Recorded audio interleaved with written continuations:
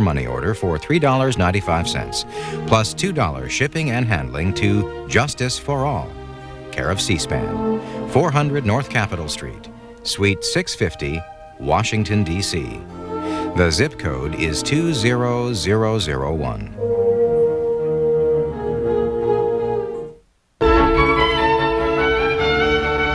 Coming next on C-SPAN 2, we'll look at relief efforts in Somalia and proposals for long-term international action. The United States Institute of Peace sponsored this forum to discuss efforts to end the famine and civil war in Somalia and to outline the role of the United Nations after order is restored. The participants in this discussion include Barakat Selassie, one of the founders of the Organization of African Unity. We now bring you the program, which is moderated by Chester Crocker, former Assistant Secretary of State for African Affairs and current Institute Chairman of the Board.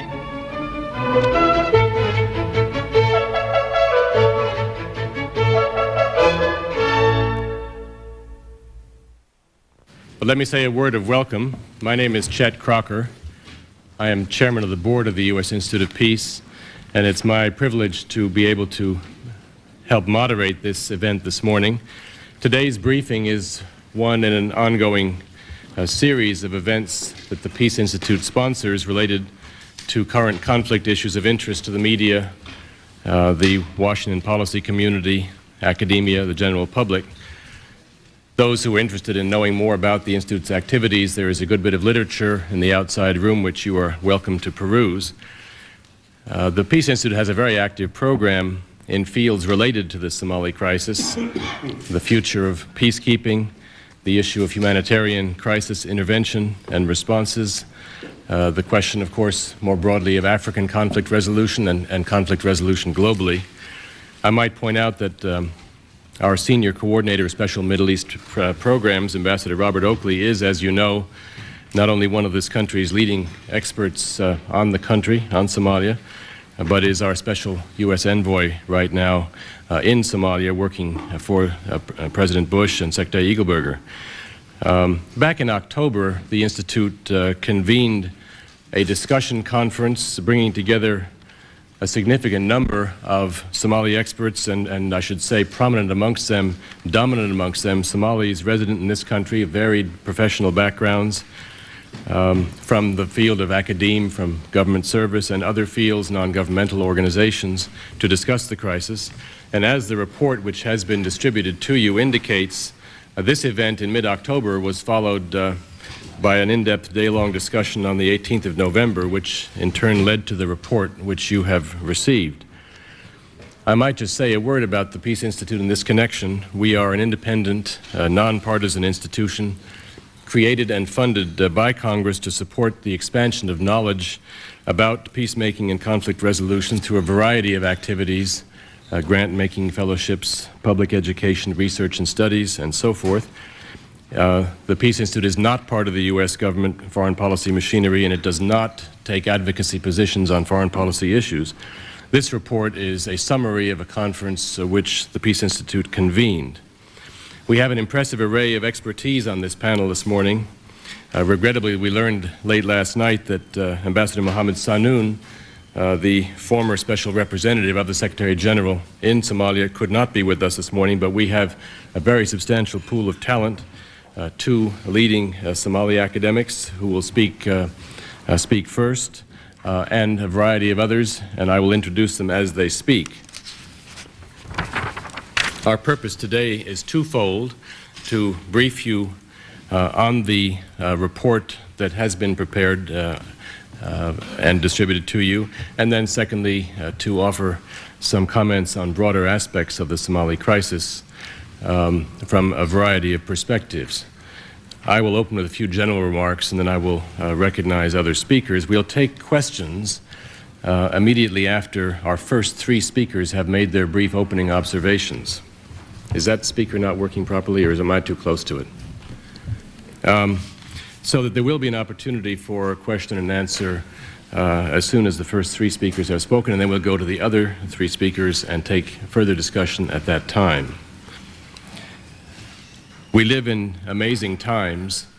There are 4 UN-related peacekeeping operations in the news this morning. I just happened to tune in National Public Radio on the way down here. 4 in the news this morning, so that tells you what an amazing situation this is. This is not Somalia's first crisis. Some might say that Somalia is a harbinger of an increasingly disorderly world. The tragedy that has befallen the people of Somalia has many origins and causes. That is not our focus this morning. The real focus is the gap between this crisis and our current procedures and mechanisms we are learning daily for dealing with situations like this. Sometimes it may seem as if the world's response mechanisms are playing catch-up ball or have failed in some sense. I like to look at it the other way, that we are learning and we are doing and we are innovating at a time that is simply unprecedented in the degree of challenge it poses to existing procedures, mechanisms, and institutions. We are, in other words, at the edge of the envelope. Now, I'm going to ask Professor Ahmad Samatar to open the discussion with some initial observations about the report, which was produced during the mid-November session. Professor Samatar is an associate professor of government at St. Lawrence University in Canton, New York, and has been a lead voice amongst Somali academics on the situation in his country, including the current situation there. So without further words, I will turn the floor and the mic over to you, Dr. Samatar. And I'm going to pass the mic and set an example because we need to actually... Oh, you have one there, okay. Thank you, Dr. Crocker. It's a pleasure to be here. When Professor Adam and I consulted on how we were going to divide labor in presenting at least some initial parts of the consensus report, we agreed that I would start first and turn Somali tradition upside down today by letting the elders speak later rather than earlier. My remarks today, first of all, would start with giving you some very brief history of how we came to where we are today. And at least for me and a number of colleagues who are sitting here in this room, it started with a conference which was held in Geneva, in Switzerland, last July. That conference brought together about 30 participants. More than 97% of them were Somalis, academics and non-academics, which included community leaders and others who had expertise in well beyond just the academy. And the purpose of that conference really was threefold. One was, first of all, to test a hypothesis which went in the form of whether Somalis, about 30 or so of them, can get together for a couple of days without hacking at each other and to see if they can have a dialogue and a discussion about some very important questions. The second purpose of that conference in Geneva was to see if we can deepen the understanding and the analysis of why this country, one people, one language, one culture, has come apart, and therefore deepen the analysis of the answer to that question, and hopefully go beyond the now rather axiomatic, but at one level superficial approach to Somali crisis. The third purpose was to see if we could ignite by what we produce a new strategy and tactics for trying to help those who want to get involved in, first of all, stopping wars in Somalia, and then the long business of reconstruction. Well, I am here to report that we have been successful, I think, on all accounts, perhaps not as far as we wanted to, but we, I think, made some progress on all three. We produced three things from that conference, tangible things from that conference. One set of recommendations, short-term, medium-term, long-term recommendations. Two videotaped, I'm afraid in Somali, 2-hour program, discussion program, for the first time really Somali intellectuals and non-intellectuals coming together to debate and discuss what we thought were the critical issues that confront Somali society. And that's now circulating around the world wherever Somali communities live, including in the Horn of Africa. And then a book which we hope will be out at the end of this summer, which will put together and stable together the major papers of the conference. Now, after that conference, two follow-up sessions were held here in Washington, D.C. Some of the participants of the Geneva conference were included in this dialogue, as well as new members who were invited by the Peace Institute. Those two sessions were remarkable, and I would like to therefore take this opportunity to thank the United States Institute of Peace for constant support really from the beginning. Ambassador Oakley and Dr. David Smock, who offered to us their impeccable professionalism and a very fine sense of sensibilities, were quite instrumental in bringing us together and keeping the energy and the momentum going. I therefore want to take this opportunity also to wish Ambassador Oakley success in what is, I think, a great mission in Somalia, and he's making some very good progress. What is the meaning then of this moment quickly? From my perspective, and I think from the perspective of the group that I have been associated with, this is a very important historical occasion and moment for Somalis. It is so, first of all, because it is a very humiliating moment for the people of Somali society. It's demeaning and humiliating. It is so because the Somalis, at least at this particular time, seem to have lost what they had for a very long, long time, and that is a sense of community and a moral commonwealth. That moral commonwealth was based initially on three principles, or three elements made that moral commonwealth, which seem to have been lost. One, a very deep sense of kinship ethos, which is more than clans fighting each other, but a sense of community which had its own center of gravity, an ethos that informed that kinship and sense of communion. Two, Somalis had a customary law, which they call it hair, a set of legal precepts that mediated among individuals and communities when they run into major conflicts, whether it is over water, or whether it's over grazing, or whether it is over other elements of life and the tensions of life. And the third element of that moral commonwealth, which seemed to have been lost, is the spiritual principles of Islam, a sense of fairness, sense of justice, and a piety in front of the Creator. My argument is that I think the reason why the Somali project has derailed, and therefore history in Somalia is rather negative at this particular time, is because the damage has been done to that moral commonwealth. And it is more than just clans fighting over each other because somehow they seem to be programmed that way. It is so humiliating, therefore, this moment, that we have been compelled to allow, at least allow, the international community to intervene so that our own starving people would be fed. That's humiliating. But like any other dialectical situation, this is also, I think, the beginning of a new time in Somalia and in Somali society, at least the beginning of a new hope.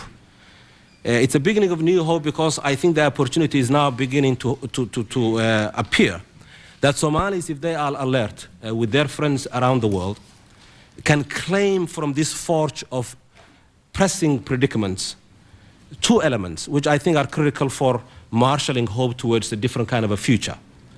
One is the creation of a new critical intelligence among Somali communities, whether they are here in the States or back home in Somalia. A new kind of a critical intelligence. And then secondly, a reinvigoration of civic temper, which therefore will take us back to perhaps not completely reclaiming, but certainly reconstructing a new moral commonwealth. Those, from my point of view, I think are the immediate promises of this particular moment in Somali society. So I suppose I want to conclude then my remarks by suggesting that this difficult moment in history, despite its difficulties and agony, is pregnant also with possibilities. And I think William James was right when he wrote more than 100 years ago, and I quote, "It is indeed a remarkable fact that sufferings and hardships do not, as a rule, abate the love of life. They seem on the contrary, usually to give it a keener zest. But it is not only James who have spoken about this. In the great Holy Quran, there is the same wisdom. And the Quran says, "Inna ba'd al-usri yusra." Translated, perhaps not exactly, but closely, after time of agony and pain, there is time of relief. So I will stop here, and I would now shift the gears and give to the elder to speak about the specifics of the consensus report that is in front of you. Thank you. Let me say a word of introduction. Our next speaker, Dr. Hussein Adam, is an associate professor of political science at the College of Holy Cross in Worcester, Massachusetts. He is a chronological elder. He's also the guy from whom I first learned a little bit about Somalia, and we're very pleased to have him with us. Before giving him the mic, I think I should just recognize the fact that there are a number of participants in the front of this room who participated with our first two speakers in this exercise in November and before. And I wonder if you all could stand so we could all recognize you as a group, those who participated.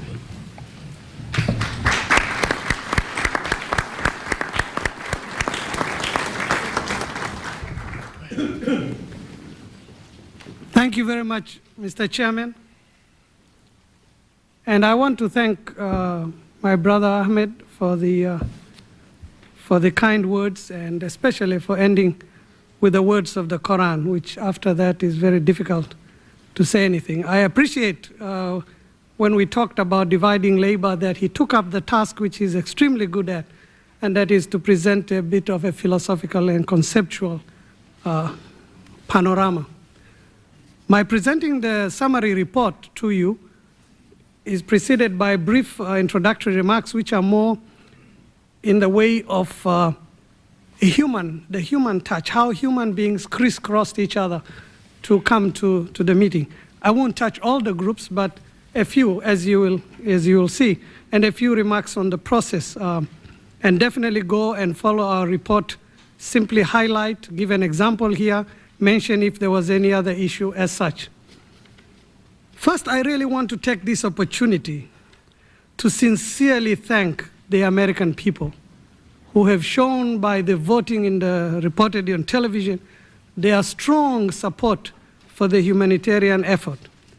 To thank their government, to thank the young military personnel who, though they are not confronted by being shot as they feared and as we told them won't happen, are still depriving themselves of life and Christmas time with their loved ones and facing considerable other hardships, plus the occasional problems we don't know yet. And I want to thank the media, which I think has catalyzed this whole response. I would like to commend my brother Ahmed Samatar for having initiated the initial project that took the meeting to Geneva. He already discussed that. That led us to an expansion with the U.S. Institute for Peace to where we are. And like him, I join him to compliment Dr. David Smoke, who played a key role in our proceedings by recording them as carefully as possible and calling people and getting remarks to make sure they are democratic and they reflect and that we see ourselves in the report. And Ambassador Oakley, both of them have supported and participated actively in our deliberations. I had the opportunity to know Ambassador Oakley when he was appointed to Somalia. I even tried to inform the Somali government when I was working that he's a very senior appointment and that they should take him seriously. I recall he arrived with a lot of energy and tried, if possible, to reorient the dictatorship towards economic affairs. He visited ministries on his own initiative, which was immediately interpreted as interfering with internal affairs and so forth. And after that, the government tried to close him out, which was a great pity. But he learned a lot at that time. He failed in attempting to reform the Siad government. Can we blame him?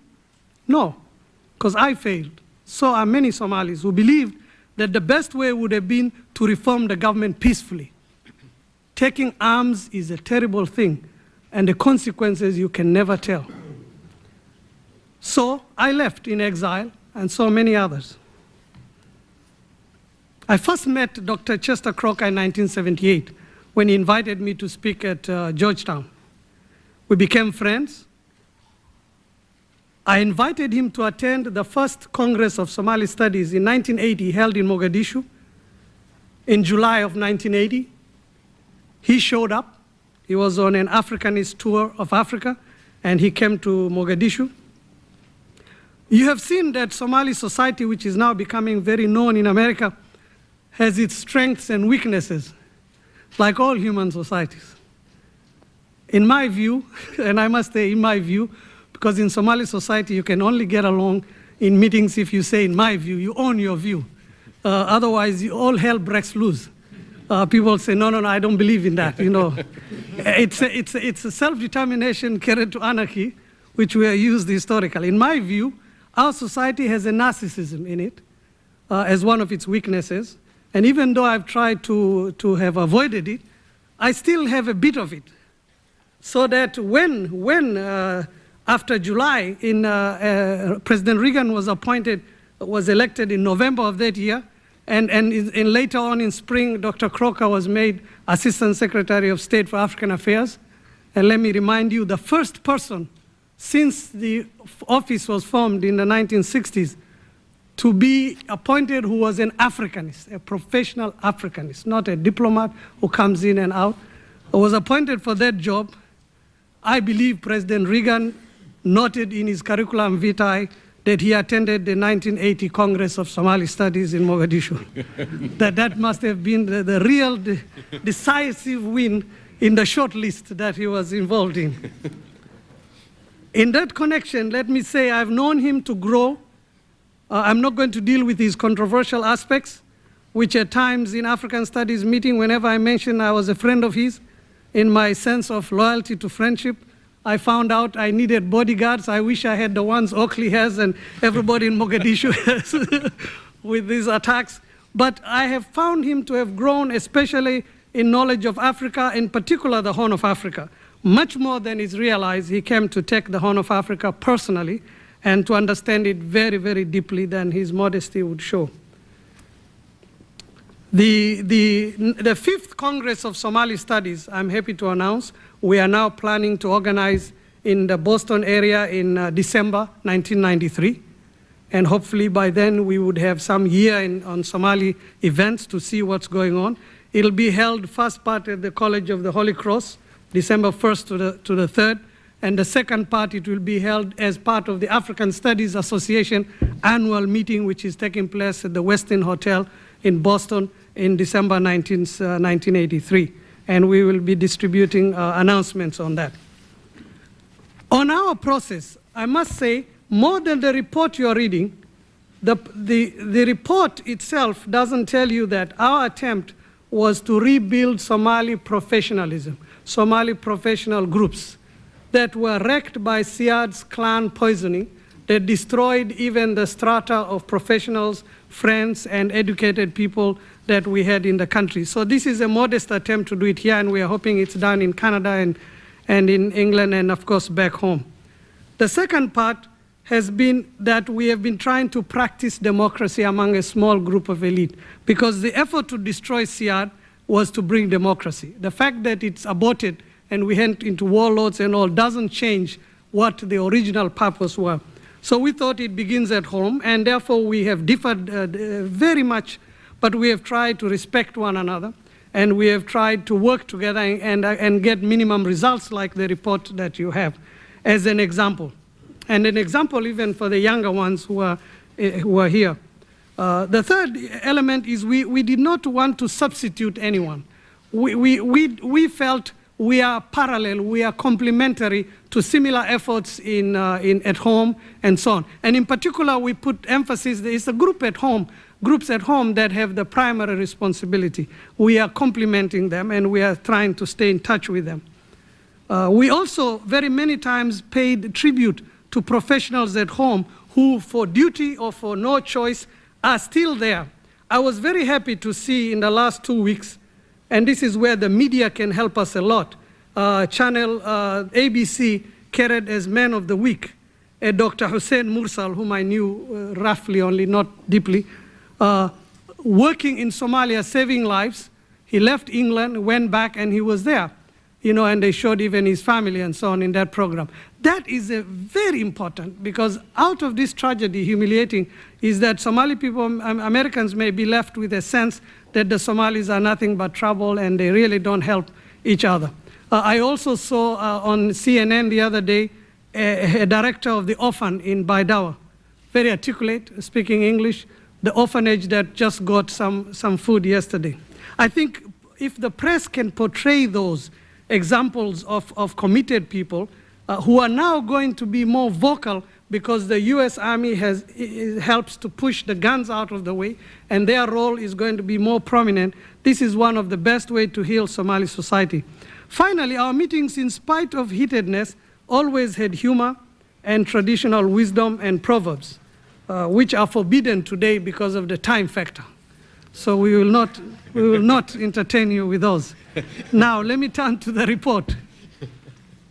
The report is of 7 points. The first point we agreed on was to provide adequate security for emergency relief. In October meeting, there was no consensus on this point. If you had polled us then whether we should accept foreign troops, there would have been a divided group. By November, there was consensus. The result is obviously what the media showed the American people and us here, of that the situation in our country was really getting worse. It's terrible. And so we agreed that people must be saved from starvation and disease, and to accomplish this, the international community providing relief must have the authority, the resolve, and the military means to deliver relief supplies without obstruction. We had no idea then the US would volunteer to be the leading agency on this.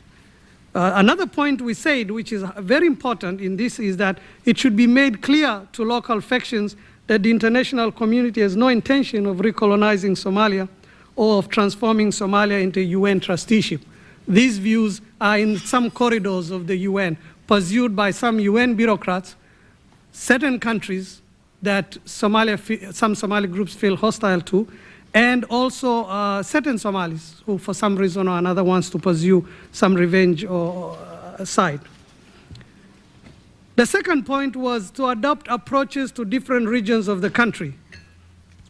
We tried to agree, and we cautioned that the north, which is now Somaliland Republic, which is relatively better off, didn't have any drought, should be assisted, otherwise it could easily degenerate and become like the situation in Baidawa. The second area of northeast, which is administered around Bosaso, similarly. And even in the south, to be diverse in application of those areas, one could move from relief to reconstruction. While in the areas in the Baidawa you have seen, it is really famine and food first, and then relief, which means health and so on, for some time before even considering reconstruction. We talked highly of the role of NGOs, and we noticed the growth of Somali NGOs even during the dictatorships. On this issue, it was proposed, but not yet agreed fully, at least not pursued. Maybe once we should have a meeting with non-governmental organizations, and since there are many representatives here, maybe they could also take this initiative with the US Peace Institute to have a meeting with our group and them. The third was to help organize police forces on a regional basis. This was a third consensus point. We felt that the best way to organize any administration in Somalia now is to work at the local levels. I don't think it's going to be difficult to administer Mogadishu if you say you're building a little administration for Mogadishu and for its 15 or 14 quarters and so on, and work fast that way. But to pose national or central government, you get into all the other problems that may need time. The fourth, to enforce the international arms embargo.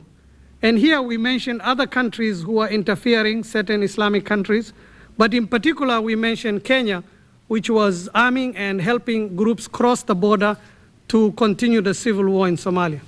The fifth, to take account of the role of Islam in the process of reconciliation. Here we notice that in spite of Siad's attacks on Islam, and in spite of Islamic fundamentalism, the Somali Islamic movement has tended to be Islamic revivalism. rather than fundamentalism. This is very important. Revivalism implies piety to the individual, especially in period of chaos, as Ahmed has just quoted the Quran. And it's more people are praying, more people are spontaneously going to the mosque, and so on. But not many people are willing to accept politicized Islam. There is a little bit of it appeared in the northeast region, but even there, it has been vanquished, the radical element. The sixth point is to promote reconciliation. And here we encourage that the political parties that fought Siad, whatever the names, to be taken seriously a bit that way, but to encourage them to be more democratic. Why are they not having congresses? Why are they not having elected leaderships and so on? So it's pushing them back to the original democratic agenda, but it also takes into account the realities that they claim to control parts of the country. But many of them are divided inside, and to help them first heal inside. And a beginning task you can see Ambassador Oakley has undertaken has been to heal the rift within the United Somali Congress that was symbolized by the meetings recently in Mogadishu. We agreed, though, the leadership issue goes beyond the nominality of these parties, that should include all the traditional clan leaders, all the religious leaders, all the personalities respected in society which are known, business people, women leaders, some student leaders, and so forth. And finally, we took up the question of, which you may say is a longer range one, of whether Somalia should be, we agree that there's a debate out, should be 2 states, because Somaliland Republic has declared independence. And arguments for and against have been raised in our meetings. We also took up the question of whether it should go back to a unitary state, with also some idea, but it won't be exactly the way it was, with some modifications. And also the third, whether it should be a confederation that takes into account 2 states, but who are one confederate republic, united with certain things at the top. On this issue, we agreed completely to postpone this issue, not to be involved on it right now, because it is definitely an issue that may come maybe 6 months or a year or 2 years from now, and that we should focus our attention, and the people who are trying to help Somalia focus their attention to the question of famine and the question of starvation. Thank you.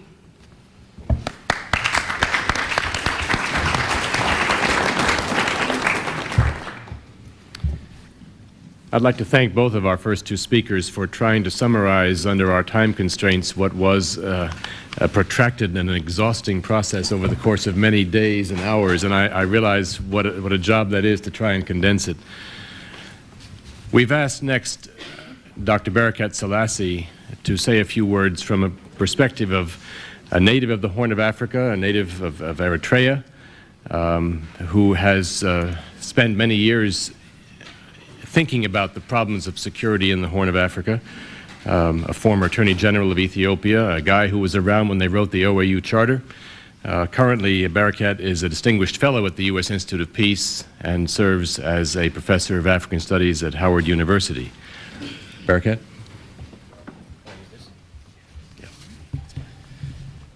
Thank you, Chet. I would like to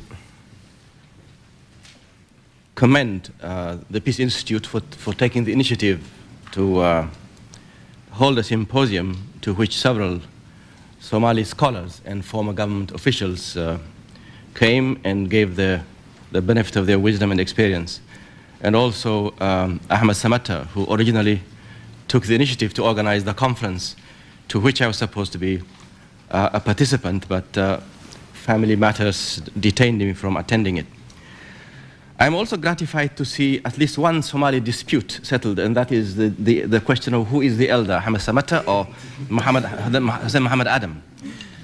There has been some acrimonious exchanges between these 2 Somali friends as to who is the elder. Each one of them, of course, vying to be the elder, because in African society, being an elder is a privilege, unlike in countries nearer home. You see, an elder, the notion of elder is a sociological function. It has certain duties attached to it, and so people aspire to become elders when they are young. I am not a Somali, but I am not a stranger to Somali affairs. I even have a Somali nickname. The Somalis call me Inan Layal, which means son-in-law. Someone who probably saw me entering the palace of Muhammad Siad Barre a few times thought maybe I was married to one of his daughters. I was not. It is a matter of great grief for me and for many Africans to see a nation, a proud nation, humiliated in the way that Somalia has been. But in the circumstances that we've seen over the last few weeks, our living rooms showing us the haunting images of young children dying with their helpless mothers standing helpless as internationally provided relief food was literally taken out of the mouths of children. In these circumstances, there was no alternative but for some of us to not only accept and commend, but seek the intervention of the international community.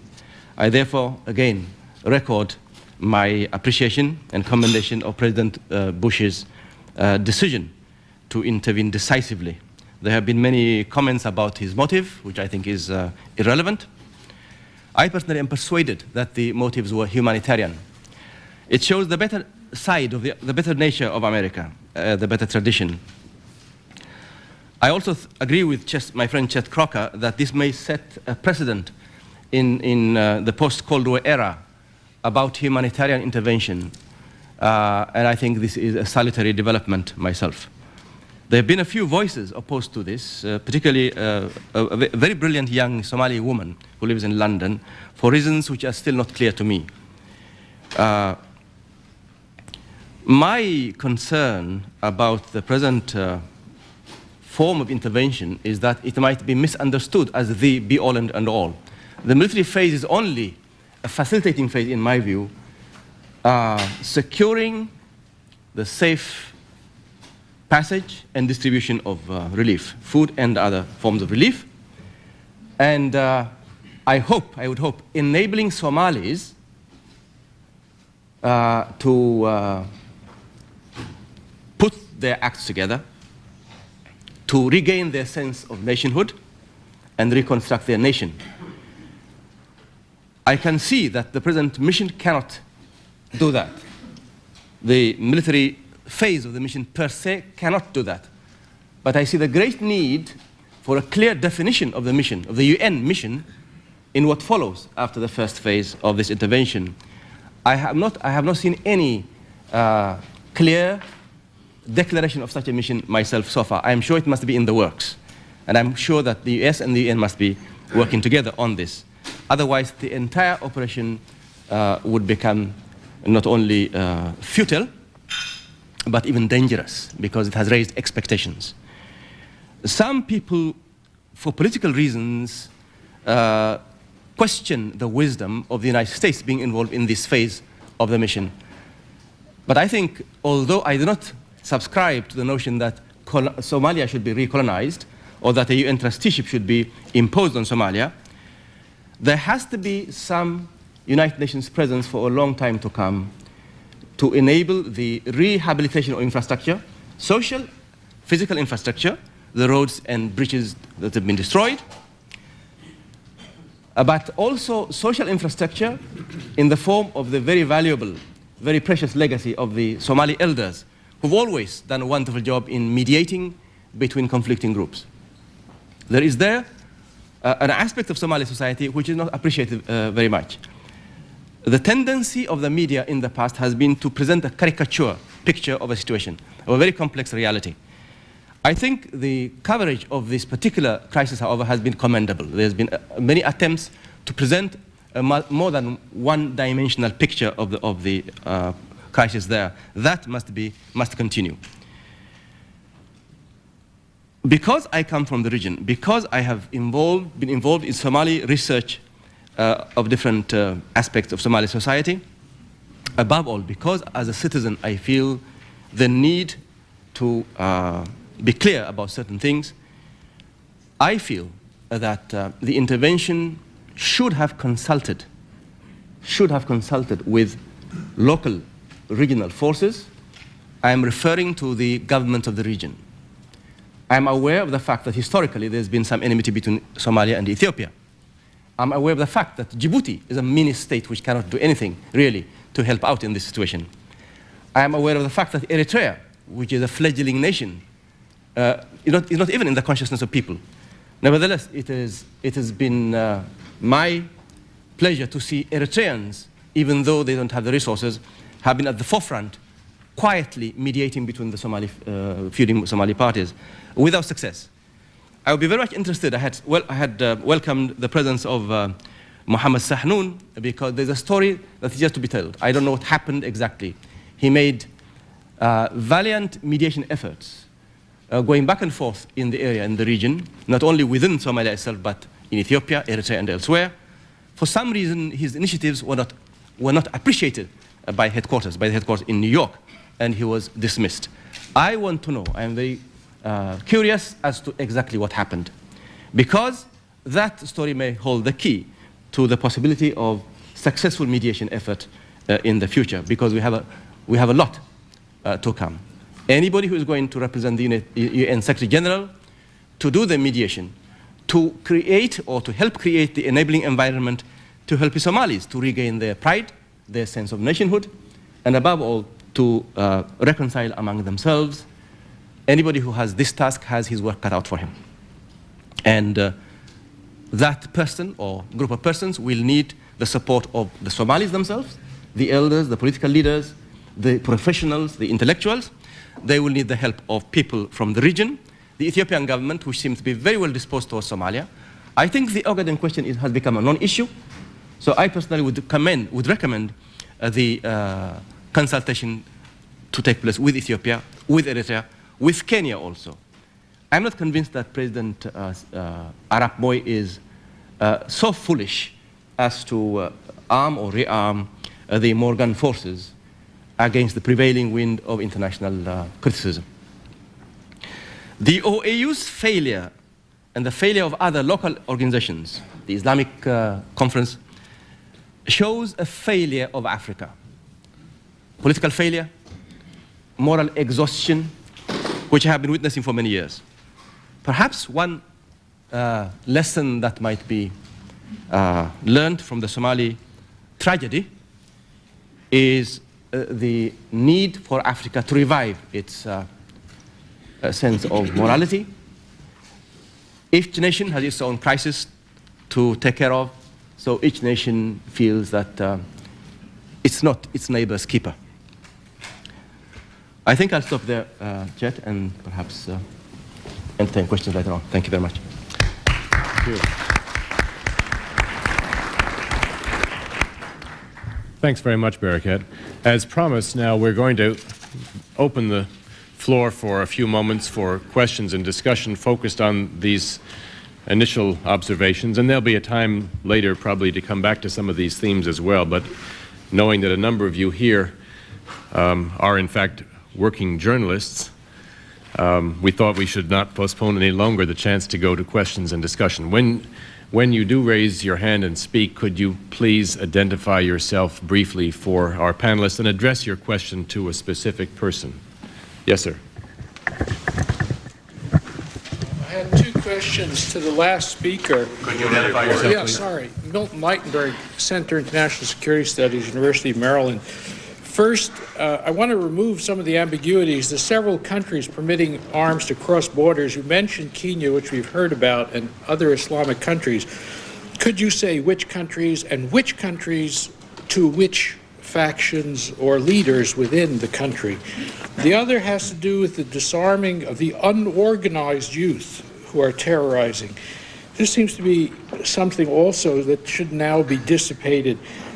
General Aidid also called for the setting up of police forces and clearly meant his own people to become the police forces, and that they would do this disarming seems terribly fatuous. How many of those technicals are in fact from General Aidid's forces? Because when he called them back to these cantonments, they virtually all disappeared.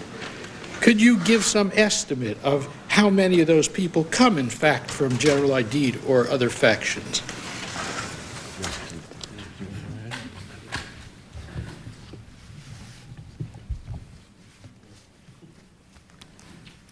Well, there are parts of your question that no one can answer except God right now. Because we don't have the information. We just don't. Even if I came from Mogadishu, even Aidid doesn't have a full information of how many technicals he controls. Because this was a spontaneous, surprising, calling clanmen from the bush and allied clans by marriage or by paternal, and they all join into the taking over of Mogadishu, joined by others and others, among whom there's a core of thugs and gangsters who, whenever in public, would say they are with Ali Mahdi or they will say they were with Aidid. You see, so that's really the chaos. I think as the peace withdraws, it'll be clear. Now, the idea of saying police, and Aidid says, this is the group I am selecting to be the police, local police, and Ali Mahdi does the same, will clarify that, because then they will identify the groups they feel confident. These groups will be trained, given uniform, hopefully trained, given salaries and independence, will slowly move them away from personal forces into established local police forces. I say not military force. That may come. But that's the hope. But there's no way out of that now, because the two groups are still the ones who have force in that area of Somalia. As for the arms, it has been said that the Sudanese government, Iran, are trying to push Islamic fundamentalism and therefore pushing some aid to a number of these opposition groups, both in the north, northeast, and in these we have no proof except what the newspapers say. I don't see anyone who has fully checked it. The question I said earlier is, if that's what they are planning, it's not working because there is no strong fundamentalist groups. There are elements of individuals who are fundamentalists, but not movement within all the Somali. Clanism is still stronger than Islamic politicized in Somali society, and it checks it. Anytime Islam tries to take over, the clan factor neutralizes it. That's just, one can take it positive or negative. The Kenyan factor had to do with the fact that there are clans that cross the border on either side, and there is the fact that the head of the Kenyan army is a Somali Kenyan, but still acts often more of a Somali than a Kenyan, and so on. And that has, whether Moi follows it or not, this has had implications, terrible implications, especially the former Siad forces that are relying on his support. The only thing I would add, maybe two things. I think one, the claims that are going to be made and are being made by different factional leaders are highly exaggerated because each one of them wants to put himself in a strategic position so that when the final game is played, they will come out the winners. So they will make very exaggerated claims in terms of how many people are under their control and what kind of orders they will give. But I would agree with Hussein on that, that there is, I think, a significant amount of people who have guns, so-called technicals, who really have not any serious allegiance to any group. They are driven by the buffeting of hunger and destitution and survival in a place that life has fallen apart, and therefore they're going to do whatever they can to win their bread for the day, even if that means taking it out of the mouth of the hungry. I think the construction of a police force, therefore, which is necessary to establish some kind of a security, there's not going to be any political establishment without security. The definition of the state itself, that has to be part of the project of reconstruction and the professionalizing, therefore, of a new security forces. One issue on fundamentalism and Islamic influence in here, I have a little different take on that than Hussein. I think the moral degeneration of the Somali society is so deep that to write off Islamic influence, very serious fundamentalist influence, fundamental in the sense of having a kind of a dense ideological approach to this, is real. And I think as people begin to find the kinship of old doesn't hold water anymore outside of we against them, people are looking for other things to grab. I was giving a talk at the University of Toronto about 2 weeks ago, and there's a full auditorium of Somalis. And they had no interest in talking about clanism. They wanted to talk about the bringing of Islamic fundamentalism into Somalia. And that was the only way which they thought is going to take them out of this mess. So I think it's really important not to overlook both the external imposition of particular reading of Islam into Somali politics as regional powers want to shift things and make their own, I suppose, sub-imperial kind of order in the place. But also, I think the internal growth of a new kind of an ideology which is going to give the Somalis, from their perspective, a different approach to solve these problems. I note that part of the question that was asked can only be answered by the Lord, and so we will leave it there. Yes, in the back of the room, you had your hand up. Please identify yourself. I'm Gil Kulik from the American Foreign Service Association. My old friend Hussein made, I think, a very cogent point, which is that we need to be thinking, even now, while the relief operations are going on, about what the long-term role of the UN is going to be in national reconstruction and reconciliation. I note that the Secretary General is convening, or at least the patron of the meeting that will take place in Addis Ababa on January 4th to lay the foundations for that process of national reconciliation. And I was wondering what our two Somali panelists expect to come out of that meeting, and if either of you have any sort of long-term sense of how long it will take this process to produce some kind of interim administration which can begin to take over the country, and what the role of the UN will be in fostering that process. Yes, I'll be brief, Gil, because we don't have the answers also. Then there's no need to pretend. But I can say one thing which I thought we discussed as a group here was the advice on a step-by-step approach, which I'm glad Bob Oakley has followed. That is, I think it doesn't really work well to call just, declare from New York, Somali leaders must meet me in Addis Ababa on January 4th. Some will not show up. We know that. Now, but if they go like this, get these Ali Mahdi and ID together, and then have a regional meeting that constitutes USC, which we know implies a particular major Somali clan family, and get harmoniously going, and its towns, whether it's Beledweyne or Mogadishu, administered, and you push those, then you have 5 major regions in Somalia, which are de facto administering themselves with confidence, and they have an ability, they have movement. At that point, they themselves will take the initiative of wanting to meet. But if you call them in Addis, you're going to face some who are still fighting, came from fighting, who have not resolved their relationship, like I did and Ali Mahdi.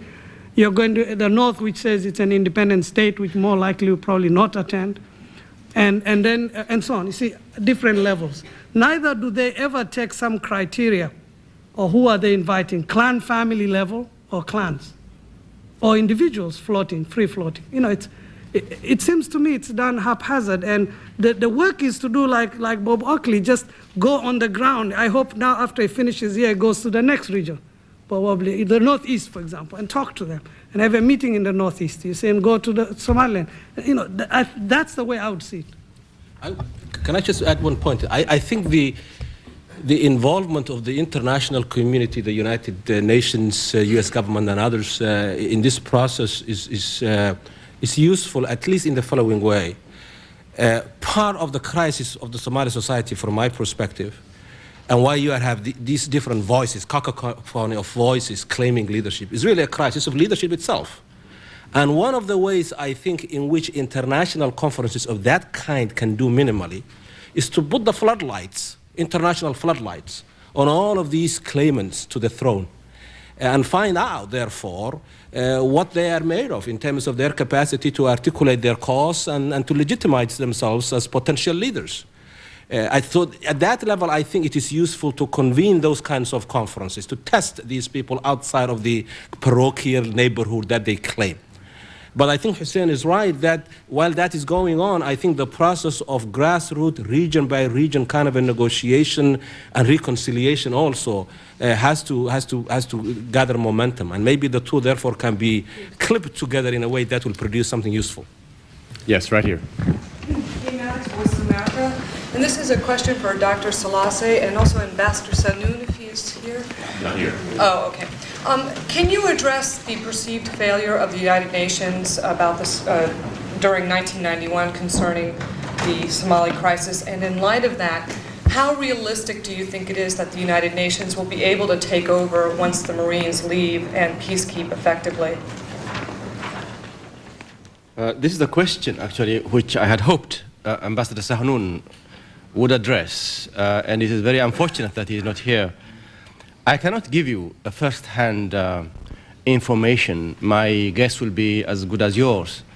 The failure of the United Nations is a function of its nature, its membership, the way it operates. But I thought in this particular instance there was a good challenge because they had complete support of their members. The Secretary General had complete support of the United States, for instance, and his Western allies. There was no objection from the Russians or anybody else. And they had appointed a man, a seasoned diplomat, well liked by his colleagues in Africa, and also by the Somalis, an Algerian, a Muslim, who was the number 2 man in the OAU for many years. That's when I first met him. An honorable man, a good negotiator, who's been appreciated, who's very low-key. Operation was appreciated by all and sundry as long as it lasted. What he saw on the ground was the necessity of consulting with local forces, governments as well as non-governments. And when this is my information, which is unofficial, when he sought the green light from headquarters to go on, for instance, along this route, he was either neglected, ignored, or the red light was put on. Then he decided to blow the whistle, so to speak, and he was dismissed. Now, it needn't have happened. It may be, I think, a good lesson for the future operation. The United Nations is all we've got. It's all we've got in the international community. The United States is bearing the brunt of the burden in this operation, as it did in operation in the Gulf region. But it had to have the mantle of legitimacy. It had to ask the United Nations to come in. And the United Nations will replace the forces, the United States forces, by calling upon member nations in the second phase. The second and third phase, obviously, is a political one.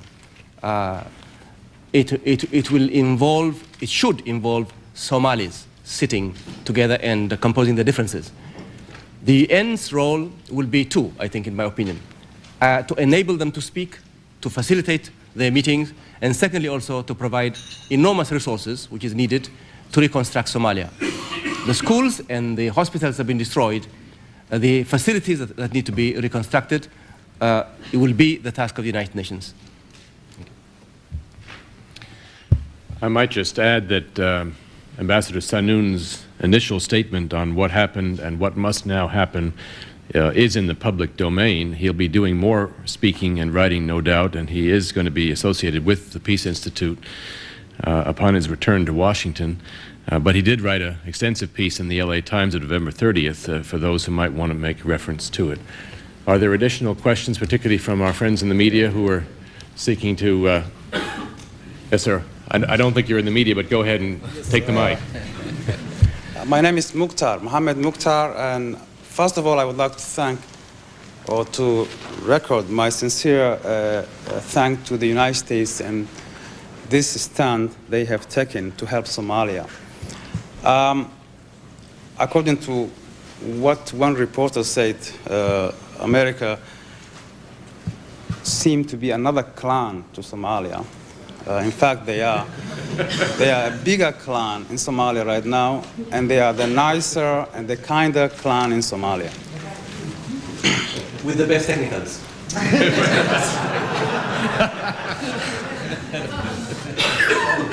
I don't have questions, but I want to make some comments and some observations.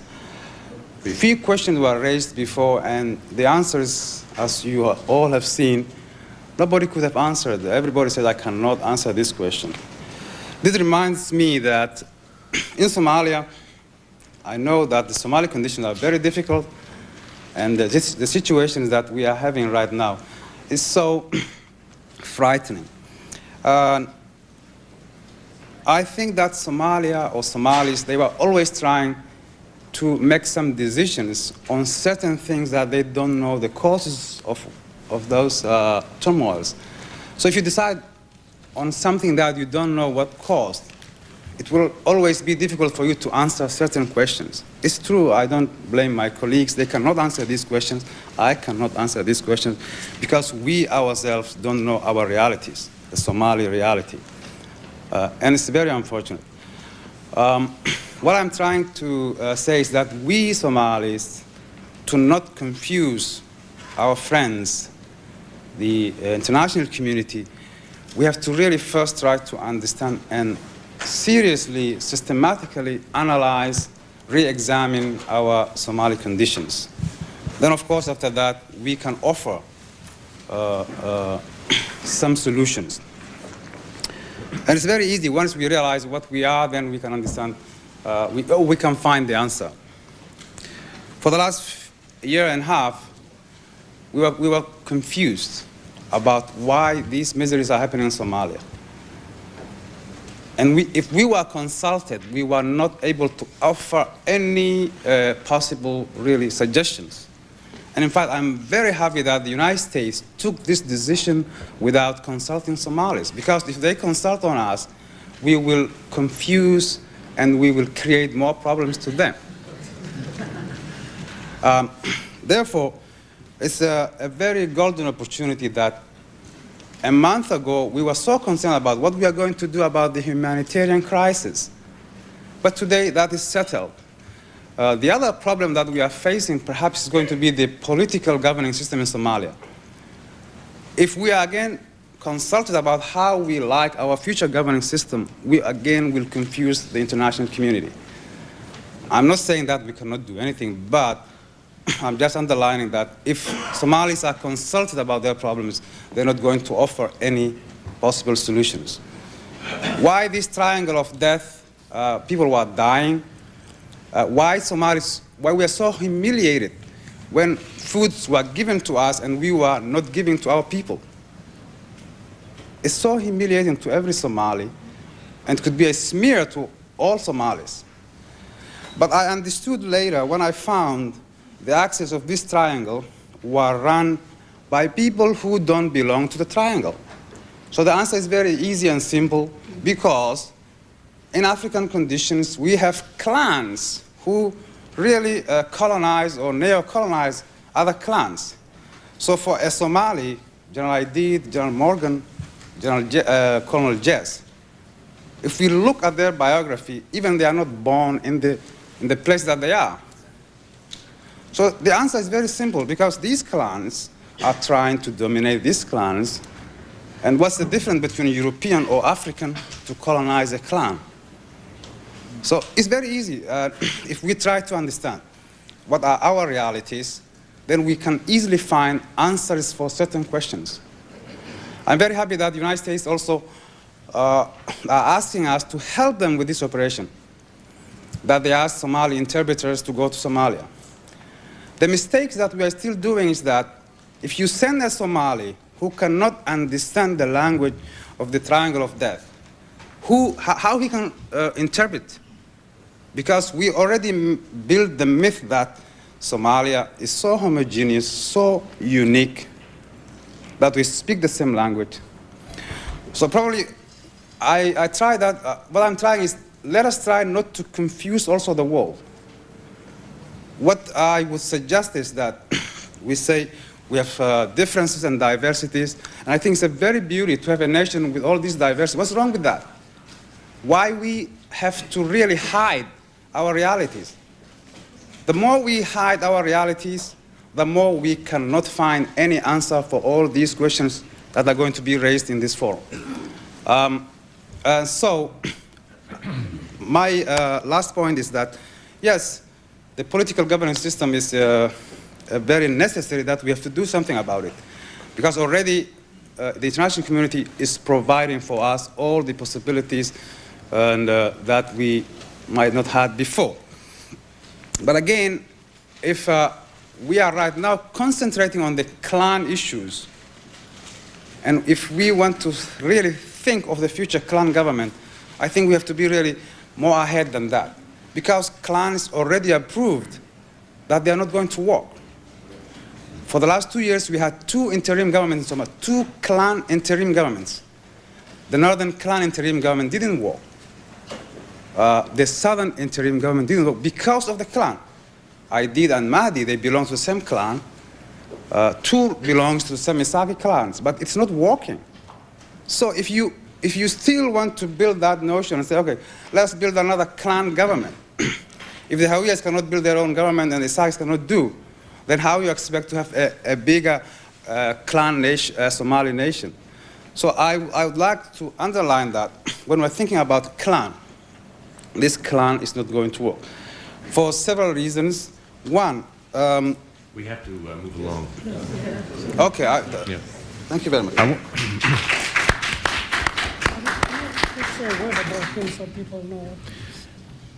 Yes, I think Hussein wants to say just a word, and then we're going to move on to the other speakers on our panel. The speaker, Mahmoud Mukhtar, is close friend of mine. We taught together at the university. He comes from Baidawa. He's one of the very few from the Rahanwein clan family. In fact, the only one or 2 or 3 in the US. And even though he was speaking like a Somali indirectly and in the clouds, I have to just be straight with you. But as I was reading a report Dr. Crocker gave me here, the Los Angeles Times went straight to the point and said that the problem in Baidawa was a bit like Bosnia. That is, the Rahanwein clan, who did not fight or support the president, found themselves disarmed. So we had 2 policies to deal with that. And he was part of our first meeting, he remembers well. We had raised that issue strongly, that either you give them arms, in which case this mess would not have occurred, because they would have beaten the Kenyan invasion side and the Mogadishu attempt, or you send the troops. And it's decided finally to send the troops. Thank you very much. I think what we're learning here is that all of our confusion needs to be raised to a much higher level, and I must say I admire enormously our Somali colleagues in this meeting for sharing that so openly with us. I am now going to ask General Indar Ricky to say a few words. General Ricky is the special advisor on UN affairs at the U.S. Institute of Peace. He has been about as experienced as one can be in the area of multilateral peacekeeping operations. He's worked on them for over 34 years, and he knows probably more than any of us here that we are indeed pushing the edge of the envelope when we do the kind of things we're seeing in the world today.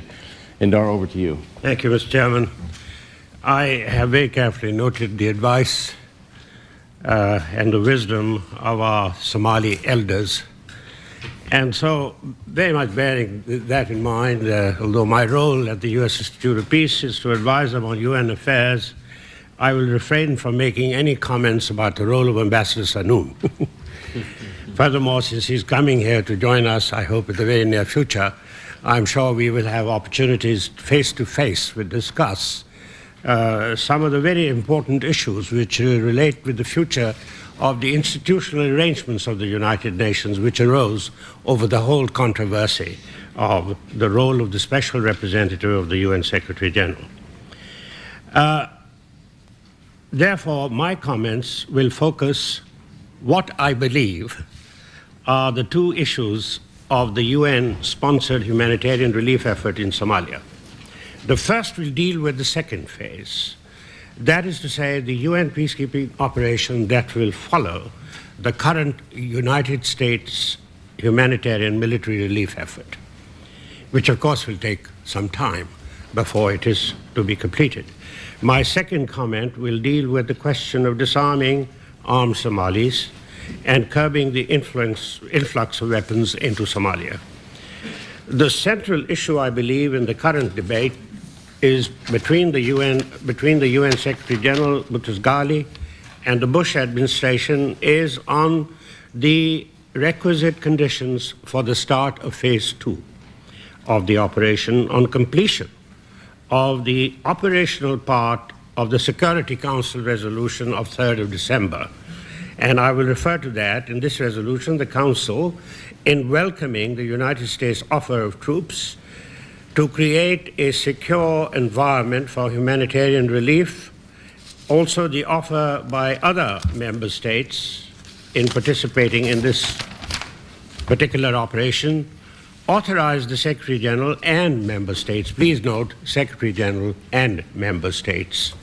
There are two separate institutional arrangements created for the implementing of this resolution, which doesn't happen very often in the UN. And the member states cooperating to implement the offer referred to by me already, to use all necessary means to establish as soon as possible a secure environment for humanitarian relief operation in Somalia. Considering that the peacekeeping operation previously authorized by the Council, by its Resolution 775, was not properly, it was not successful. It required consent of the parties, which they were able to obtain with great difficulties. And you know, Ambassador Sanoun spent much of the year in trying to obtain that consent, which he barely obtained. And then once the troops were allowed, which was a very fine battalion of from Pakistan, they were not permitted to leave their premises, neither the port nor the airport. They could only have done so by acting aggressively, which is contrary to the rules of engagement of traditional peacekeeping. Traditional peacekeeping must be non-enforcement, that is, through an agreement, through the consent of the parties. And the parties, having given their consent with great reluctance, then refused to permit them to operate outside their particular camps.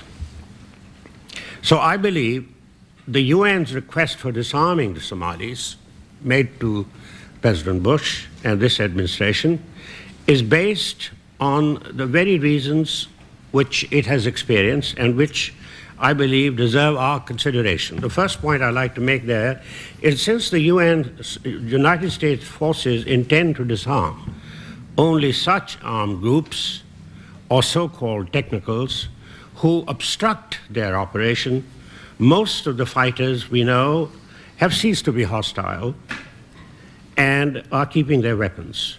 When the United States troops withdraw, a likely UN peacekeeping force will take over from them.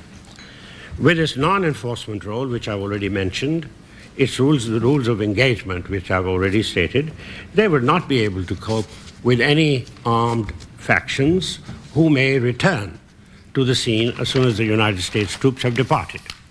The second point I'd like to make is, with the armies of the clan leaders intact, it is feared that the United Nations will be putting a seal on the future leadership of the country.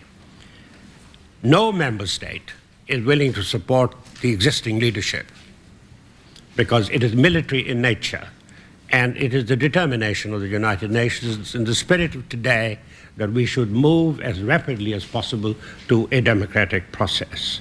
So therefore, the United Nations is cautious in this respect and therefore is asking for the disarmament of the various factional forces. The point I would like to make here is that this is a matter to be worked out between the Secretary General and member states. The member states cannot arrive at a unilateral decision outside the consultation with the UN Secretary General. And the Secretary General cannot impose anything on any of the member states. It has to be with the consent, and therefore it means the subject to be negotiated. And what with only 4 weeks left of this administration, I think it's rather late in the day. And all they can possibly achieve is to allow the United States to continue their operation in the excellent manner, superb manner in which they're doing, and thereby they will, of course, create a certain measure of security. Otherwise, the relief operations will not be possible. They will, in some extent, be able to impose a certain degree of law and order. And that will create conditions sufficiently for the second phase to continue, as well as for the new administration, when it takes its place, and then allow them a few weeks or possibly a few months before they're able to reach any particular decision. In conclusion, Mr. Chairman, I would venture some personal views on how we might handle this particular situation. The first one is that the United Nations, backed by the United States, should vigorously pursue its efforts to bring Somali warlords and elders together to agree, or Somali leadership, as has been explained to us by our Somali colleagues, into some kind of an interim authority. I think we need an interim authority, and I believe that Bob Oakley and Ismet Katani, the UN representative's efforts are moving in that direction to be able to arrive at some interim administration, and I believe that is what they will be striving for at the forthcoming meeting. I think this is very important.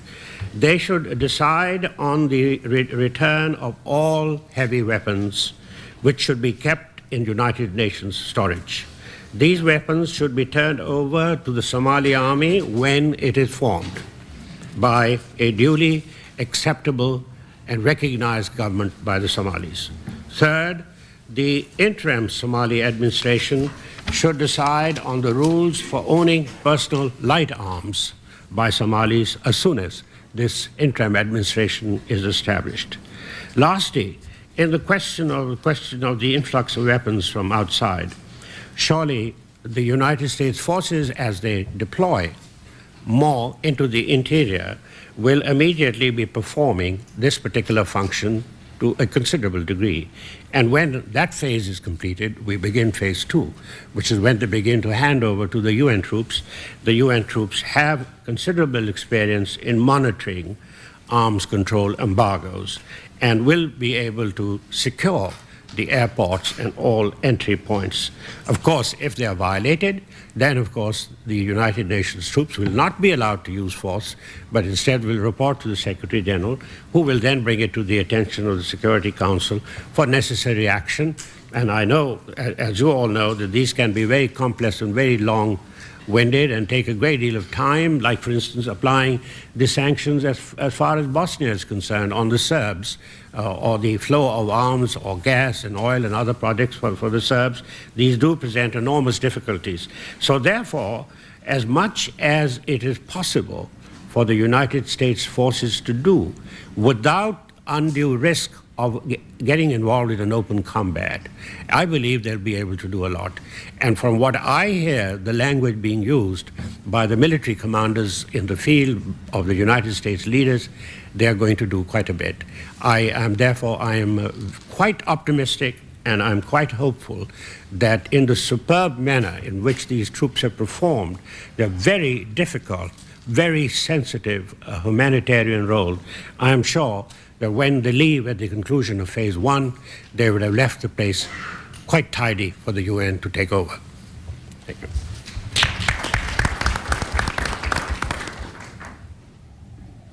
Thank you very much, General Rickey. I am now going to recognize Ms. Adowa Dunmutan, professional staff member with the African Affairs Subcommittee of the U.S. Senate Committee on Foreign Relations.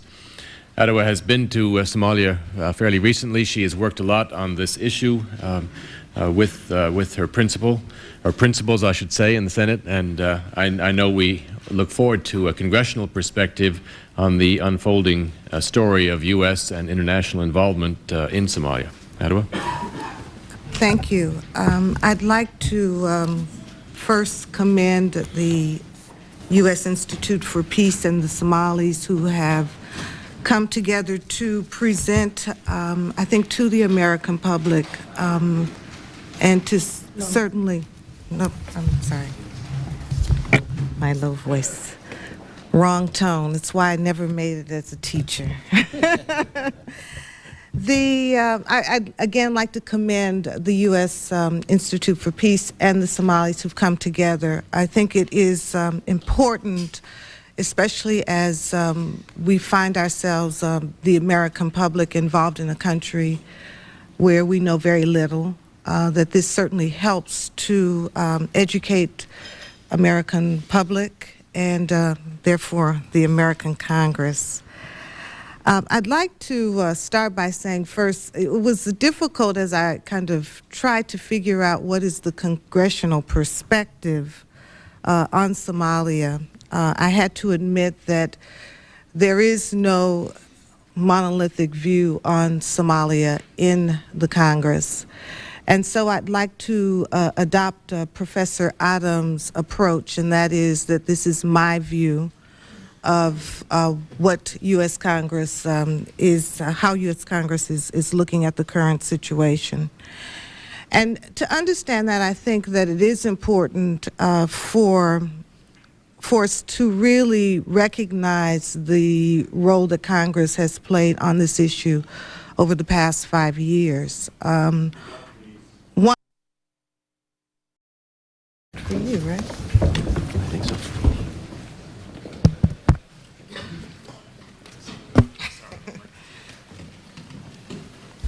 Is this better? No, it's the same. Oh, it is. Good. Okay. The Congress has looked at the issues of Somalia over the past 5 years in a variety of ways, through a number of congressional hearings and discussions with regard to assistance to Somalia during Siad Barre's days, and was at odds on many occasions with the administration.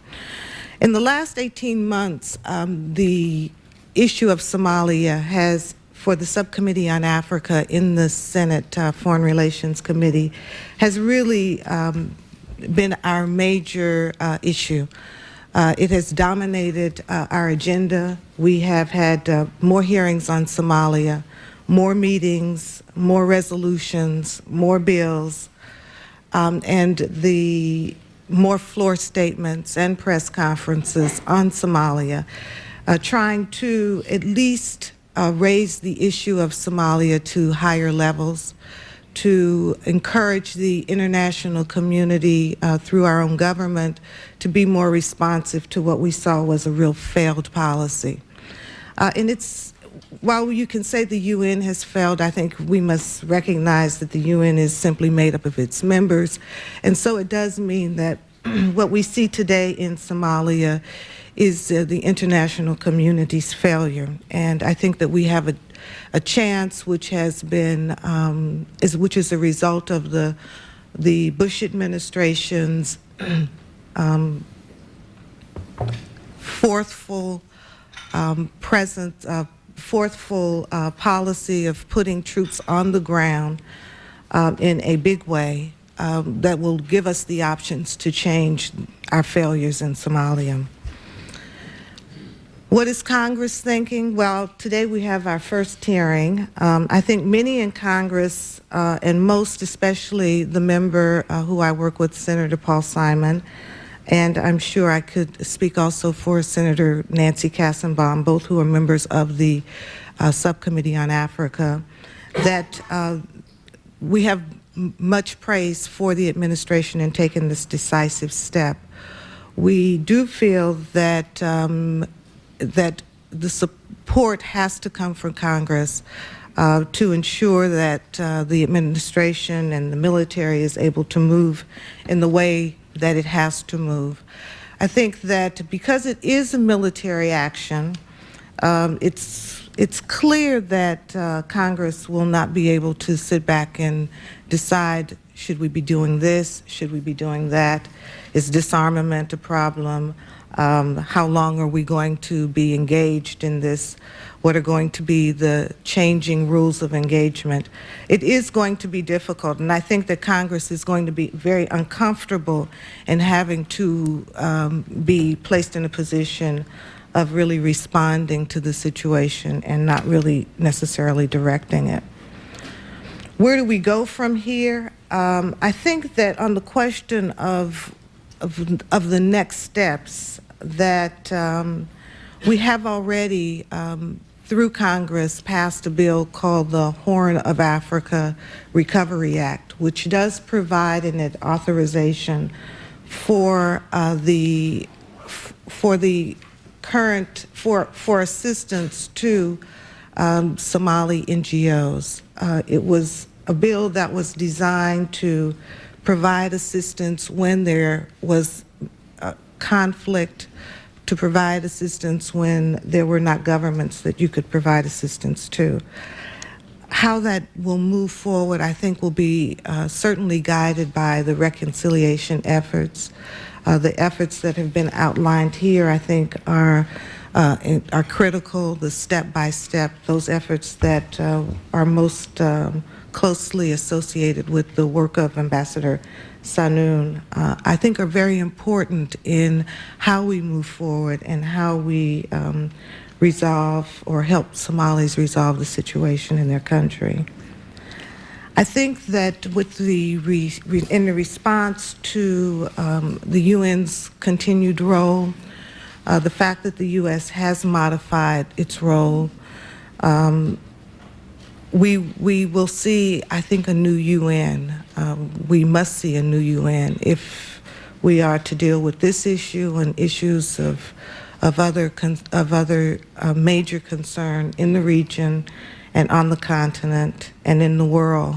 The fact that there are similar situations that are brewing in other countries that are going to require the UN's taking an active role will have to be, I think that we will need to use the lessons that we learned from Somalia to guide us in those next steps. That is in Sudan, in Mozambique, Liberia, and the list unfortunately goes on too far. Maybe I'll just stop right there.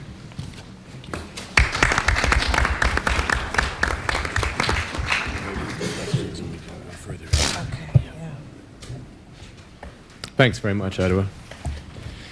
Well, you've all been very patient in listening to a lot of presentations. I'm not going to make any extensive commentary, just a couple of observations, and then we'll throw it open again for further discussion with all of us, if that's agreeable. When the administration's announcement of its decision to offer forces first hit the media, I, like many in this room, was asked to occasionally go on television or on the radio and answer a question or two. And the questions all focused on some very important and very hard specific issues, like what's your exit strategy? And will there be a doctrine of disarming warlords and their technicals? And exactly at what moment will you hand over again to the United Nations? And exactly in which month are they coming home? And I was so impressed at the brilliance of the questions. It struck me that the people asking them could have talked any administration out of anything. But that, of course, is precisely the role of the media, and we all understand that, and so we all relax and say, okay, those are good questions. To some of them, to some of those questions, there might be some good answers today, but I think we owe it to ourselves to say that there are not going to be good answers to all those questions today, and that to some degree it's an act of faith to do what has been done. And when I say faith, I mean that in many ways. Faith about the political situation of the world and where it's moving, faith on the part of individual leaders who may or may not know each other, but also faith in the sense that this is above all an act of human solidarity that we're talking about, which has all kinds of broader implications that we can reflect upon. But there simply are not hard answers to all those skeptical questions. I'm certain that within the administration and within other governments who quickly stepped forward to join the U.S., there was an effort to go through an exercise of worst-casing it, to see how this might work, to make certain it wouldn't blow up in our faces, to try and avoid a situation, and I think people have been sensitive up to now, in which American leadership could produce a backlash. I don't think any of us want to see that, a backlash at home or abroad. But the real issue is one of, if you're going to act, one has to be aware of the fact that it's partly an act of faith. You have to believe in what you're doing, and you have to accept the possibility that you'll be living in an ambiguous world in which some of the questions can only be answered tomorrow when you get there. Some of the questions can only be answered when you reach out, as Ambassador Oakley has begun to do, starting out every morning, to the people in which our forces will be operating, the people locally where the forces will be operating, and make those initial contacts and build those bridges and start a process of communication locally and regionally. If you don't talk, obviously you've got even more unknowns and you don't have a clue what the answer is, and you'll scare yourself out of the job. If you do talk, if you do open up, if you listen as well as talk, perhaps the chance to make the thing go right, even though you admit to yourself that a lot of it, by definition, is improvisation. So I think that's the spirit in which this is being done up to now. I'm full of admiration for the people who made this decision. I would point out, and I think it's worth stressing, that it is not simply a question of the UN Secretary General and his military advisory staff and the Security Council, and then the U.S. administration. There were many other people around the world who were involved in this exercise. There are African contributing nations to the special force, and that is vital, and that is a key element of this operation, I'm certain, from the beginning of the diplomacy inside the administration. I don't speak for it because I'm not briefed by it, but I just read the newspaper and I see it. There are African countries participating. There are other European countries participating. There are, I believe, a couple of Middle Eastern countries participating, and there's financial support from various parts of the globe. So this is not a solo U.S. operation, nor should it be.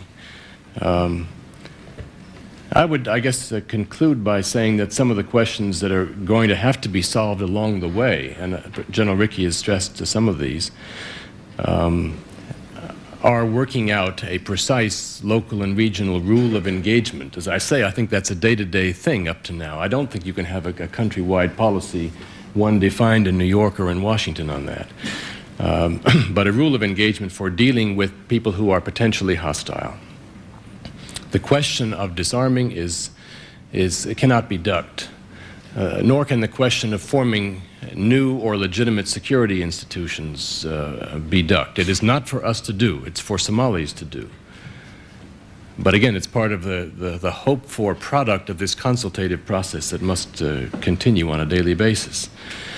The question of how and when we hand the baton back to the more conventional blue helmet type operation, as General Rickey has defined it, is of vital importance. I would hope we're not pressed to answer that question, either by our friends in the media or by our friends in Congress or by anyone, because you don't want to answer prematurely. You want to answer when the preparation has been done as to when you can actually do that. A lot of attention has been given here today to a vital issue, which is how to build on our conference here, sponsored by the Institute, the Geneva conference before it. Many other conferences are taking place in Ethiopia and elsewhere. How to build on that and who should do it. Again, it wouldn't seem logical to me that it should be for the U.S. to do that. We can facilitate it, but we should be looking to the UN and to other groups, the OAU perhaps, to play a role in that regard, to promote and to encourage the process of leadership identification, the process of forming consensus about steps towards national reconciliation. That's obviously crucial. What we have, if you look more broadly beyond Somalia, is a situation globally in which there is a deficit of mechanisms for maintaining and enforcing rules. The deficit starts with rules that are in doubt, and then secondly with institutions that are not used to coping with problems that they now face. These are new problems. These are not previously familiar problems from the heyday of the Cold War. These are new problems. And then thirdly, with finding the means for carrying out whatever decisions may be agreed upon by the international community, whether it's at the regional level or at the international level. The issue of enforcement. You can't only have meetings and say, well, it would be great if we did this, let's do this, and then there's no means of follow-up. Enforcement, implementation are obviously key. So this deficit, which I have sometimes called a law and order deficit, I don't want to be misunderstood, it's really a situation globally, it's not just Somalia, in which we have to begin to improvise and to come to consensus on new ways of doing business, new principles, new doctrines, and some new institutions. That sounds like a mouthful. I don't mean to put it in too big of a context, but I think what I'm really saying is that Somalia is going to be a precedent in more ways than one, and it certainly isn't too late. With that, I am going to go back to questions and answers, and again, would you identify yourself when you ask your question? Yes, sir, right here. Stan Meisler, the Los Angeles Times. This is for General Rickey.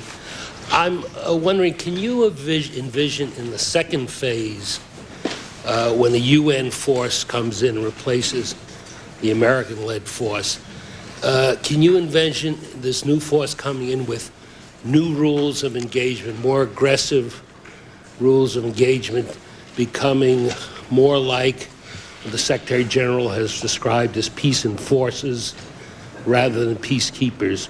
Or do you expect them to go back to the rules of engagement that the Pakistani units had previously? The mood in the UN as of today, or yesterday to be more accurate, is that there will be no change in the rules of engagement of traditional peacekeeping. In other words, the United Nations peacekeeping force, which is being put together now for phase 2, will follow the same traditional rules of engagement that it has done so far. However, as you have very well pointed out, that the Secretary General himself has raised this whole question in his report to the Security Council with the title Agenda for Peace. And he is recommended for consideration by the Security Council and by the members of the UN a decision for rules of engagement which are between the two types of operations. At one end has been traditional peacekeeping, which has been non-enforcement action, and the permission to use force, like any of us on the street outside, and when we are attacked, we may use self-defense to the limits necessary and to our ability necessary. The other end being enforcement action, as exemplified by the coalition operation authorized by the UN in case of removing Iraq from Kuwait, and previously in the case of Korea. Now, the humanitarian operations have come in, which Dr. Crocker has referred to, was the first example of use of enforcement action was in the Kurdish situation in northern Iraq, and now it is in case of Somalia. Now, the way the next force is being put together is that the mood of the member states has not yet changed sufficiently for the Secretary General to be able to obtain that middle type of an operation, and therefore you can see his great concern in trying to have conditions created and an environment created where it will be possible for the UN to operate. I personally think that if the UN immediately is not ready to change to the middle rule, which I believe very strongly that they should, and may in fact will have to, and I think there will be a gradual upsurge of views in the UN that the UN should take over this job. But if for the course of the next phase of the operation, if they are not, my understanding is, or my belief is, that the US-led forces, but mostly they are American forces, that the American commanders, with the consent of their government and their president and the commander-in-chief or the new commander-in-chief, they will create sufficiently, they will create conditions where it will be possible for the UN to take over. I'd like just to remind you and conclude with one remark. If those of you remember Lebanon, 1958, where the Marines landed, and eventually they restored law and order in the city of Beirut, but then they realized that they'd done their job, and they created conditions for them to withdraw, and the UN observers were increased sufficiently so that they could take over their job. I envisage very close consultation between the United States administration, the armed forces of the United States, the command of the US, with the UN, and more specifically at the local level. And we are very fortunate in having the leadership that we have on the ground today in Somalia, both on the side of the United States as well as the UN. Adwa, do you want to add a word on that? I'd just like to tag on to this notion about the two phases. It's clear that we don't think of them as one phase ending on one day and the second phase starting on the next day. that since the discussion has talked about the phases being mixed, I don't know the word, but that you will have troops who are engaged in both phases, that it's going to be impossible to have people who are going to work by the established rules. And for that reason, I think it's critical that the UN move quickly to pass a resolution that does talk about phase 2 and the fact that the rules of engagement have to be different, and I think clearly will be. I could add another observation on that same point. I think that General Rickey is making a conservative forecast, and anyone who's worked in that institution as long as he has would probably do that. We are going to see second-generation type peacekeeping in our lifetime. I think it's a safe answer to your question. The question is, are we going to see it because of the Somali crisis?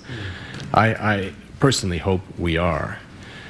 And I hope that that baton can be passed without it leading to a tremendous theological self-review about whether it's okay to go beyond traditional peacekeeping. We're going to have to. If not here, where? Yes, over there. I'm Jim Matlack with the American Friends Service Committee. I have questions on two aspects of the clearance or authority for the action taken. Some of the agencies with staff on the ground clearly wanted to have increased security to permit the relief efforts to go forward, but we're not necessarily asking for so large and so dominantly a U.S. role in that force. That may have been the only practical answer in some sense, but it raises at least two questions I'd like some response to. Would it have been better if it was so large a UN force, but the command and control function was in fact in the UN, which our national leadership was unwilling to relinquish, and at the moment we're operating with U.S. command and control under a kind of UN stamp of approval? The second point is perhaps more particularly to Adjua and perhaps Chester Crocker. With the scale of activity and the potential for violence at least, is this a case where the War Powers Act should be at least looked at, debated, and voted? I assume it would be passed very quickly and unanimously, but should our constitutional process recognize this instance as one in which the War Powers Act is activated and should be followed through? I think the first part of that should go to General Rickey, and maybe Adjua and I can have a crack at the second, if that's agreeable. As to the UN ability to take over this responsibility, I would very much wish that it was possible. But as again, I want to draw your attention to the Secretary General's report, Agenda for Peace. He has suggested that he should have the ability to manage these operations. And so far, as you know, there has been no serious debate. There are several committees of the General Assembly which are looking at some of the aspects of the ideas which the Secretary General has put forward. And it is expected that the General Assembly, before it concludes the session, which it may not do by the end of the year, they may have to go across into the new year, will have specific ideas, as well as the members of the Security Council, when they are allowed a few hours to think, instead of constantly worrying about another new conflict, may have time to be able to devote to this very, very important question. As the situation stands today, as much as I regret it, the UN does not have the capacity to manage properly even the operations that it commands today. With the approval of the Mozambique operation, the size of the UN peacekeeping army has reached 60,000. Would you like to think for a moment as how many countries in the world have a force of that size? And do you know that there is a total of 8 staff officers with Mr. Goulding, he was a very fine Undersecretary General who's managing these operations. It really is quite impossible. It just can't be done. And so therefore, all these operations get very broad direction, more of a political direction, and some personnel changes in senior staff positions. Other than that, these operations are being run entirely on their own. And they work, luckily, because of the determination of the member states who send troops who want to make sure that these operations are successful. But if you raise this issue as a management issue, it is at the lowest end of the totem pole. Thank you, General Rickey. Adewadun, do you want to add a word on the second part of that question, or either part of it? On the second part.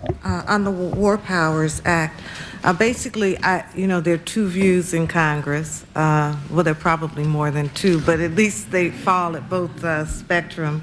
One, that the War Powers Act is not applicable because of that it's not applicable, and secondly, that it is. The people who have, the administration has, in the spirit of the War Powers Act, sent a letter to Congress notifying them of the operation 48 hours after the initial deployment, but not recognizing that they are in fact responding to the War Powers Act. I think, though, that we will see in the first days of Congress, maybe as early as the beginning of January when Congress comes back into session, some discussion, and probably in the hearing that's being held today, Congressman Hamilton will raise the issue of war powers because he is certainly one person who's been concerned with it over the years. Just a brief comment on several aspects of that question. We are the dominant element in the force that has been sent, I think because we were prepared to do it, and our leadership, in its wisdom, doesn't want to do things halfway, and doesn't like to go into situations accepting with the overwhelming odds on your side. That is the doctrine that has come to be called, I guess, the Powell Doctrine. I don't know, but that is the view, and there's a very strong view about U.S. command. I might say that as soon as it was clear there was going to be American action, there were an awful lot of other people rushing to get a place at the table and to join in. And that's, to me, heartening in a way. I mean, it is a reality that there isn't any other country that can project power quickly on that scale. And if that's what it takes to do the right thing, then I guess that's what's happened. The war powers issue is beyond my pay grade. I'm glad there are only two views in Congress. Things have changed since I used to engage constructively with it on a regular basis. But obviously the Congress ought to be involved and ought to be consulted, and I trust has been, as was the team of the President-elect, I believe, before things were locked in concrete. This is a consultative world we live in. This couldn't have happened if we hadn't, in fact, gone to Boutros Ghali and said, hey, would you like? And he said, sure. There's a question. Can I just on the question of consultation, I think that there is a lot of disagreement in Congress about what actually determines whether you've been consulted or not, or whether you're simply being told. And I think that's an issue that will also come in the discussion on the War Powers Act, since consultation is a key component of it. Okay. Yes, sir. My name is Mahdi Abdi. I'm from the American Somali Council, which is an organization that helps Somalis here and abroad. And it's a comment and a question that I have. First, I'd like to make a statement about George Bush. I never thought I was going to be able to say something nice about the man, but it's great to see that I could be wrong. And what he has done is has given hope to a lot of people. And Somalis owe a debt that I think is going to be very hard to repay to Americans. And we really appreciate that. And my comment is that since the Marine landed, at the beginning we had an aggressive policy whereby they were confiscating every single weapon they came across. And I don't want to go back on the same issues that we already discussed.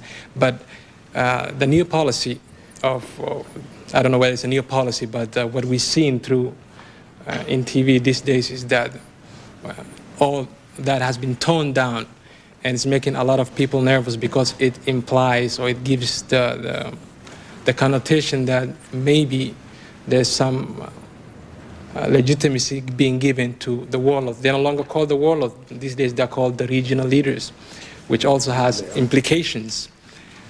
And my question is, These are the same people who a few weeks ago did not allow food to go through and feed these starving Somalis. And we need to be very careful what we're doing here. The United States may be there on a humanitarian reason, but what it can do, it's very wide, and it can have an incredible impact on the future of Somalia. If the United States policy is to allow these people who a lot of Somalis believe have caused this tragedy to keep their weapons, then all of this Operation Hope is just for the TV media, just to see the submarine feeding these children. And I'm not criticizing that. We need that to happen.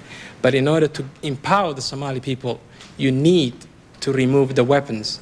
And without that happening, it's an exercise in futility. And the warlords are not only in the south. They're in the north, they're in Bardera, and they're in Kismayo. And they need to be dealt with. And the other aspect that I'd like to bring about is that we've seen Eagleberger pushing this idea of war crimes in Bosnia. What about Somalia? Are Somali lives less worthy? They're not worth investigating? Real crimes have happened in Somalia, and someone needs to answer to them. And we would like you or somebody else or whoever can do something about it to do something about it, because the Somali people are helpless.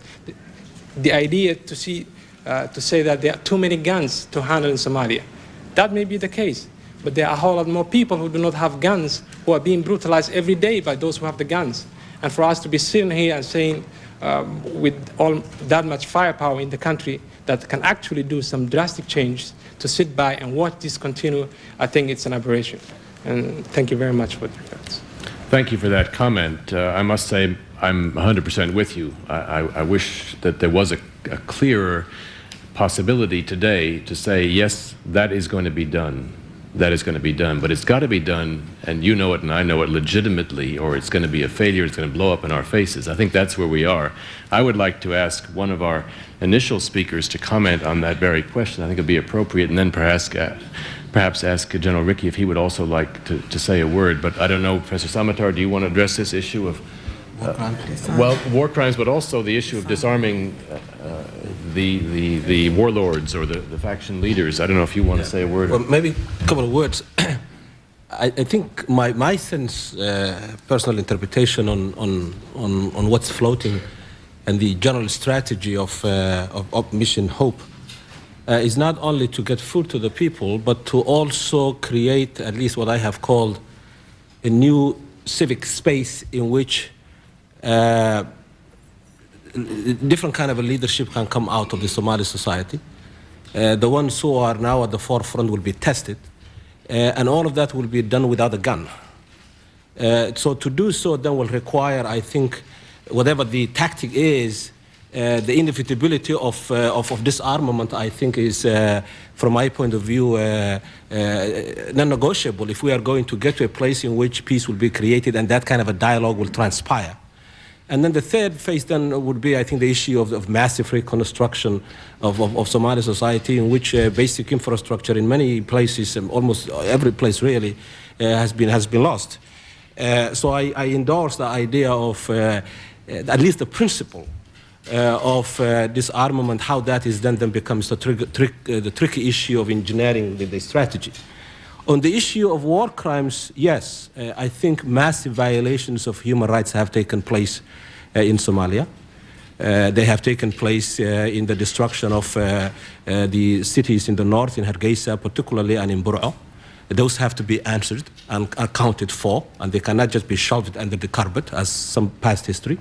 Massive violations have taken place in this triangle that Mukhtar was talking about.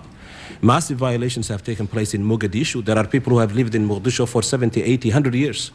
And they have to leave now and go somewhere else and to restart life again in a place which they ostensibly came from in their origin. That has to be explained. Final point on the issue of war crimes. When I was doing some research in Somalia in 1989 and then in 1990 and 91 in the area, one of the people I talked to was the chief UNDP officer in Somalia, the United Nations chief in Somalia.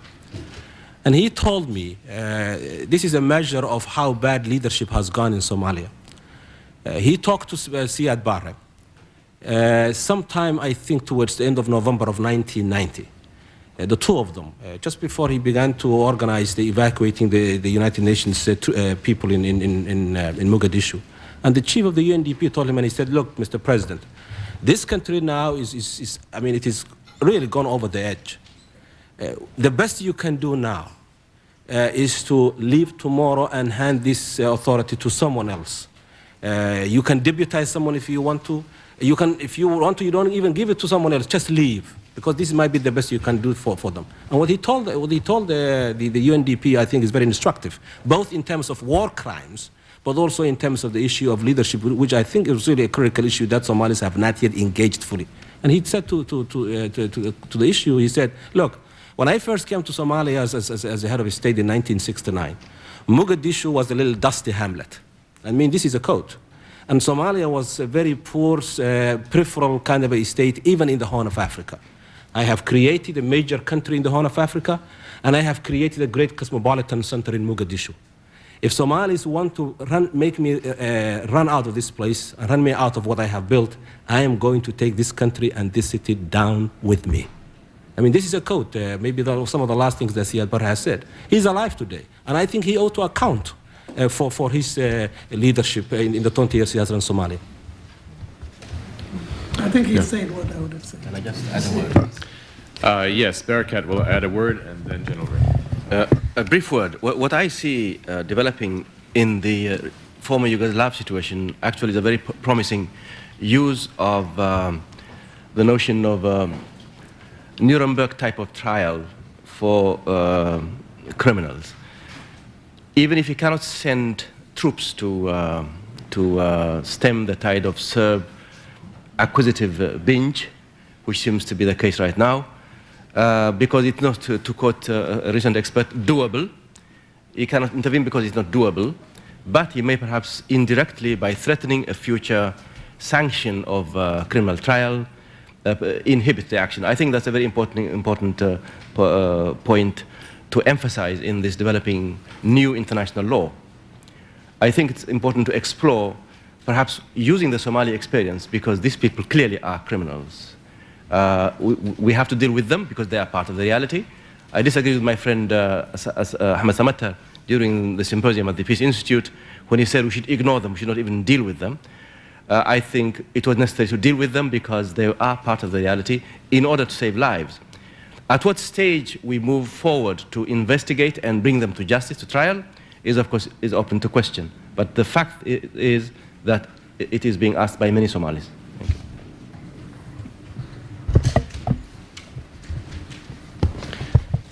General Ricky. The disarming of the population of Somalia presents some very complex international legal issues. Our chairman was involved himself in a very superb negotiations which he brokered in Namibia, and the complexity of being able to disarm people who were local, who had their weapons, always presents itself in almost every situation, as it did also in the Congo and many other areas. More recently, as you know, the UN peacekeeping operation in El Salvador, which has concluded successfully on the 15th of December, included agreements which required the disarmament of the guerrillas. So, therefore, to begin with, it requires an agreement by all the parties, and that the parties are recognized parties in that particular conflict. Secondly, you are assuming that there is leadership, effective leadership of those parties. Thirdly, in the absence of there being an agreement, is the UN authorized operation being largely conducted by the United States? Do they have the authority to disarm the people? I can give you the answer straight away. No. They do not have the authority to disarm people. In their operational role, if they are obstructed, the international law will allow them the right of defense in being able to remove the weapons so that those who block them or obstruct them or fire at them, those weapons may be removed. So therefore, the preconditions for disarmament have not been obtained to the level at which the United Nations would like the United States troops to carry out. Certainly the Secretary General would like this because this is the best way out, and it will make the job of the UN peacekeeping blueberries much simpler. But it is simply beyond any international law or custom for the United States to do, because they're not at war with Somalia. They're not an occupation force. They're unable to do so. So therefore, I would revert, Mr. Chairman, to the suggestions I made, that I think it should be part of the arrangements which are arrived at with the interim Somalian government, who then provides the necessary authority and creates a police force as soon as possible, and almost immediately requests the UN to collect heavy weapons, whether they're being used against the UN troops or United States troops or not. Simply remove the heavy weapons, bring them into storage, and let the Somalian people decide what they're going to do with those weapons. Are they going to create an army, and therefore should they give them the weapons? Now, finally, on the question of personal arms, you know very well what a controversial issue it is, the right of carrying arms. And who is to determine that? Only the Somalians. Nobody else can determine that. Thank you.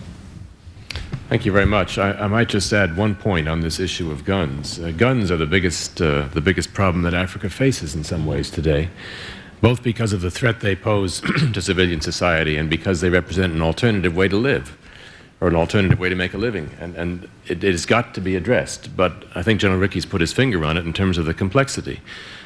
If there's another way to do it, you don't want to do it by having to go in and say, we are going to take away your arms. What you want is an agreement that is legitimate with ground rules that are understood for collecting the arms and making them available one day to a legitimate security institution for the future of the country.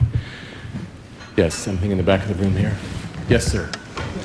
I think on the issue of war criminals, it is important to recognize, and I agree with Barakat and the rest, that at some point there ought to be a time to bring war criminals into process, because the spirit of the law in that country will in the end depend on how we deal with war criminals.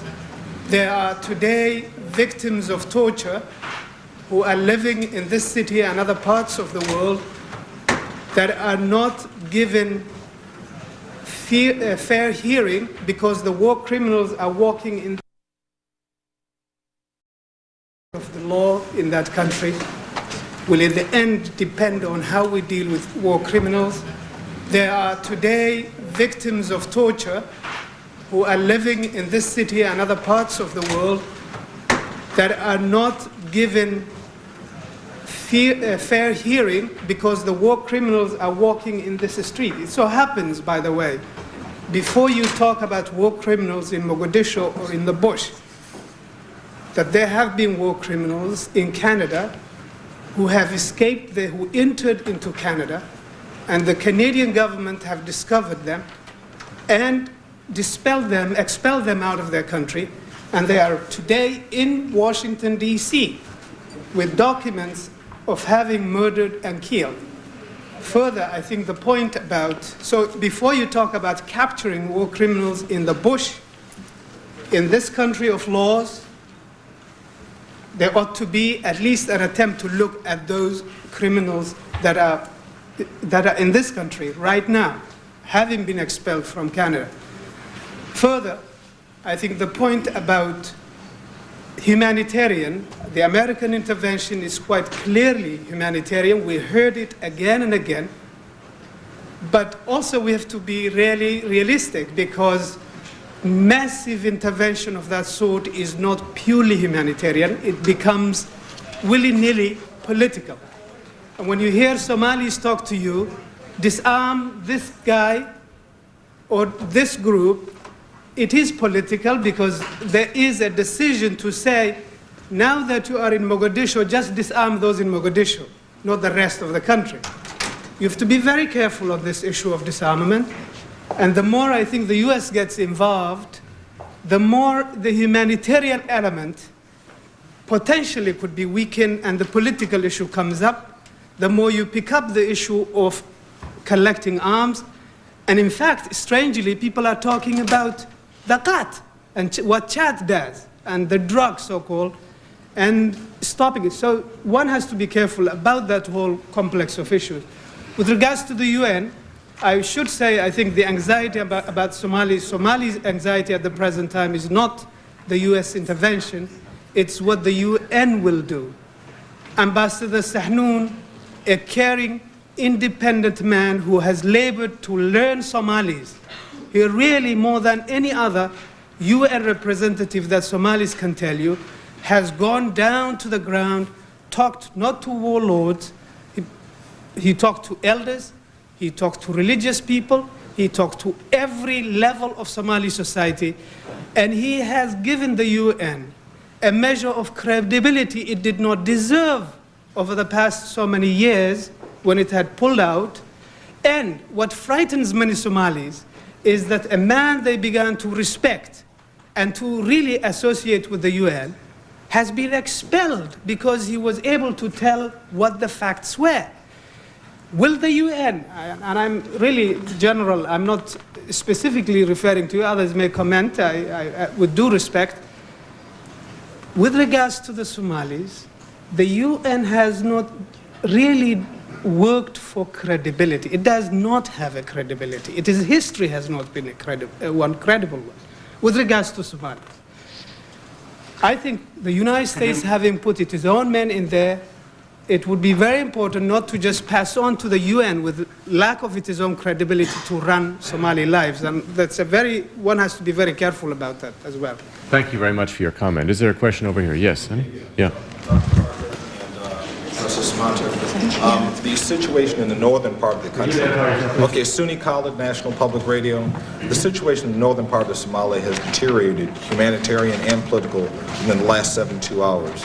There are several people in the administration who are talking that the operation, the U.S.-led intervention, will have to be expanded.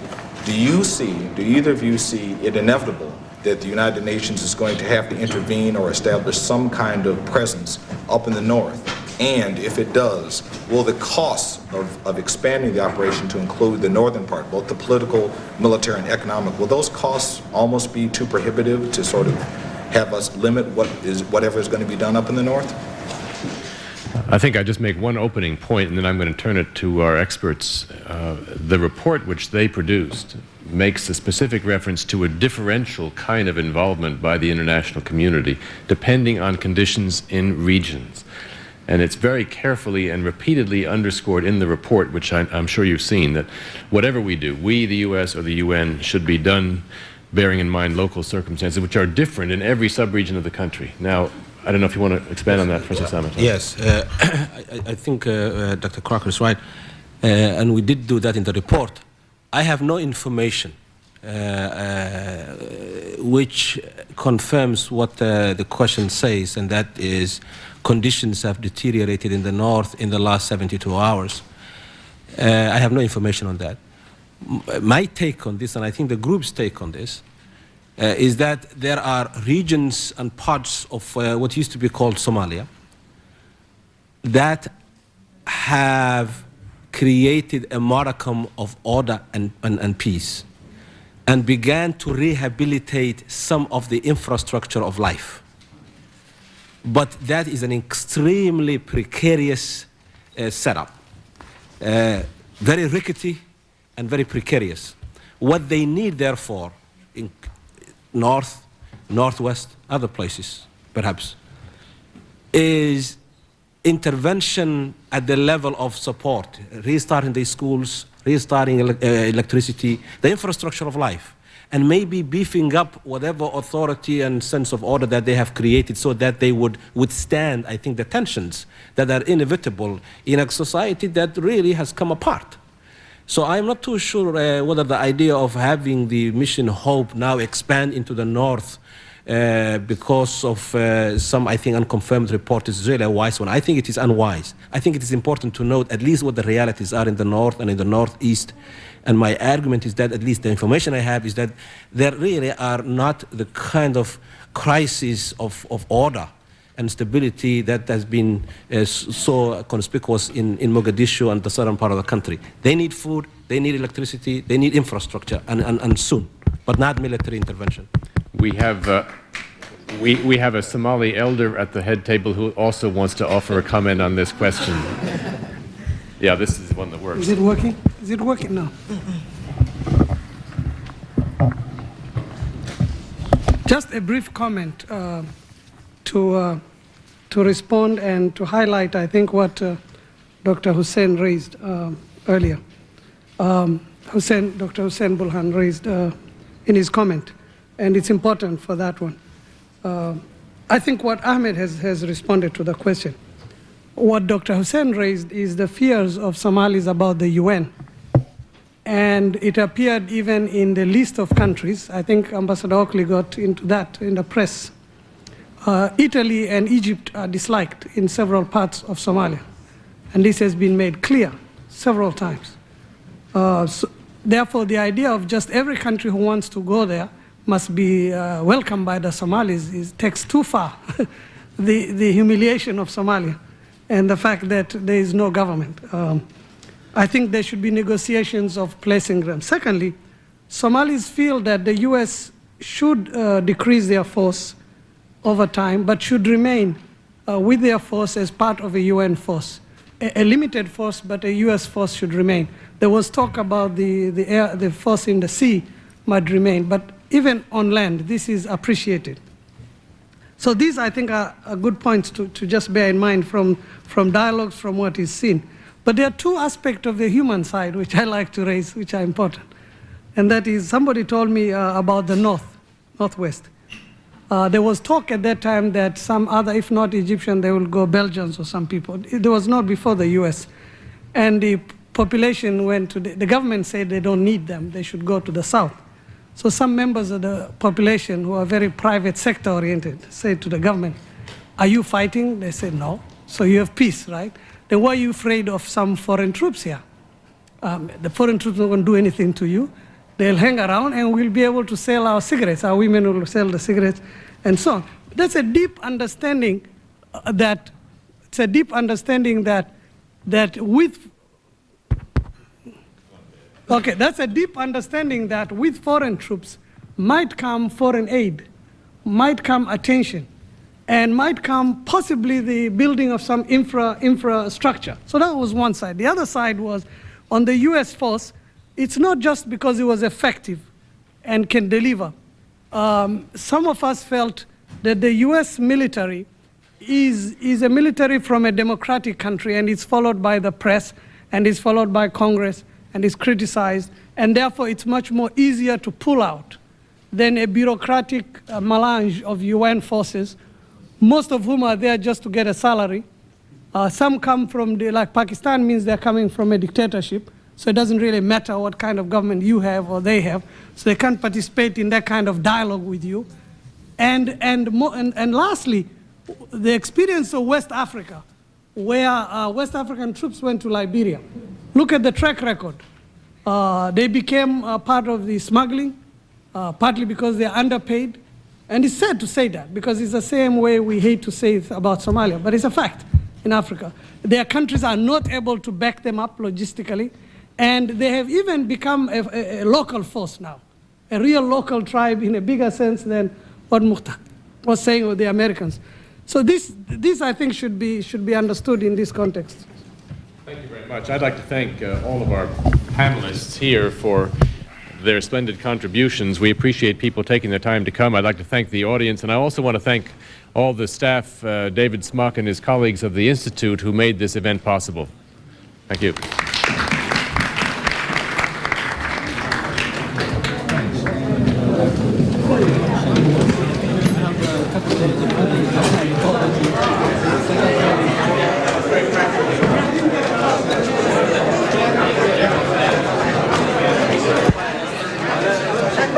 This discussion on plans for promoting peace and stability in Somalia was sponsored by the U.S. Institute of Peace. The event was a follow-up to earlier conferences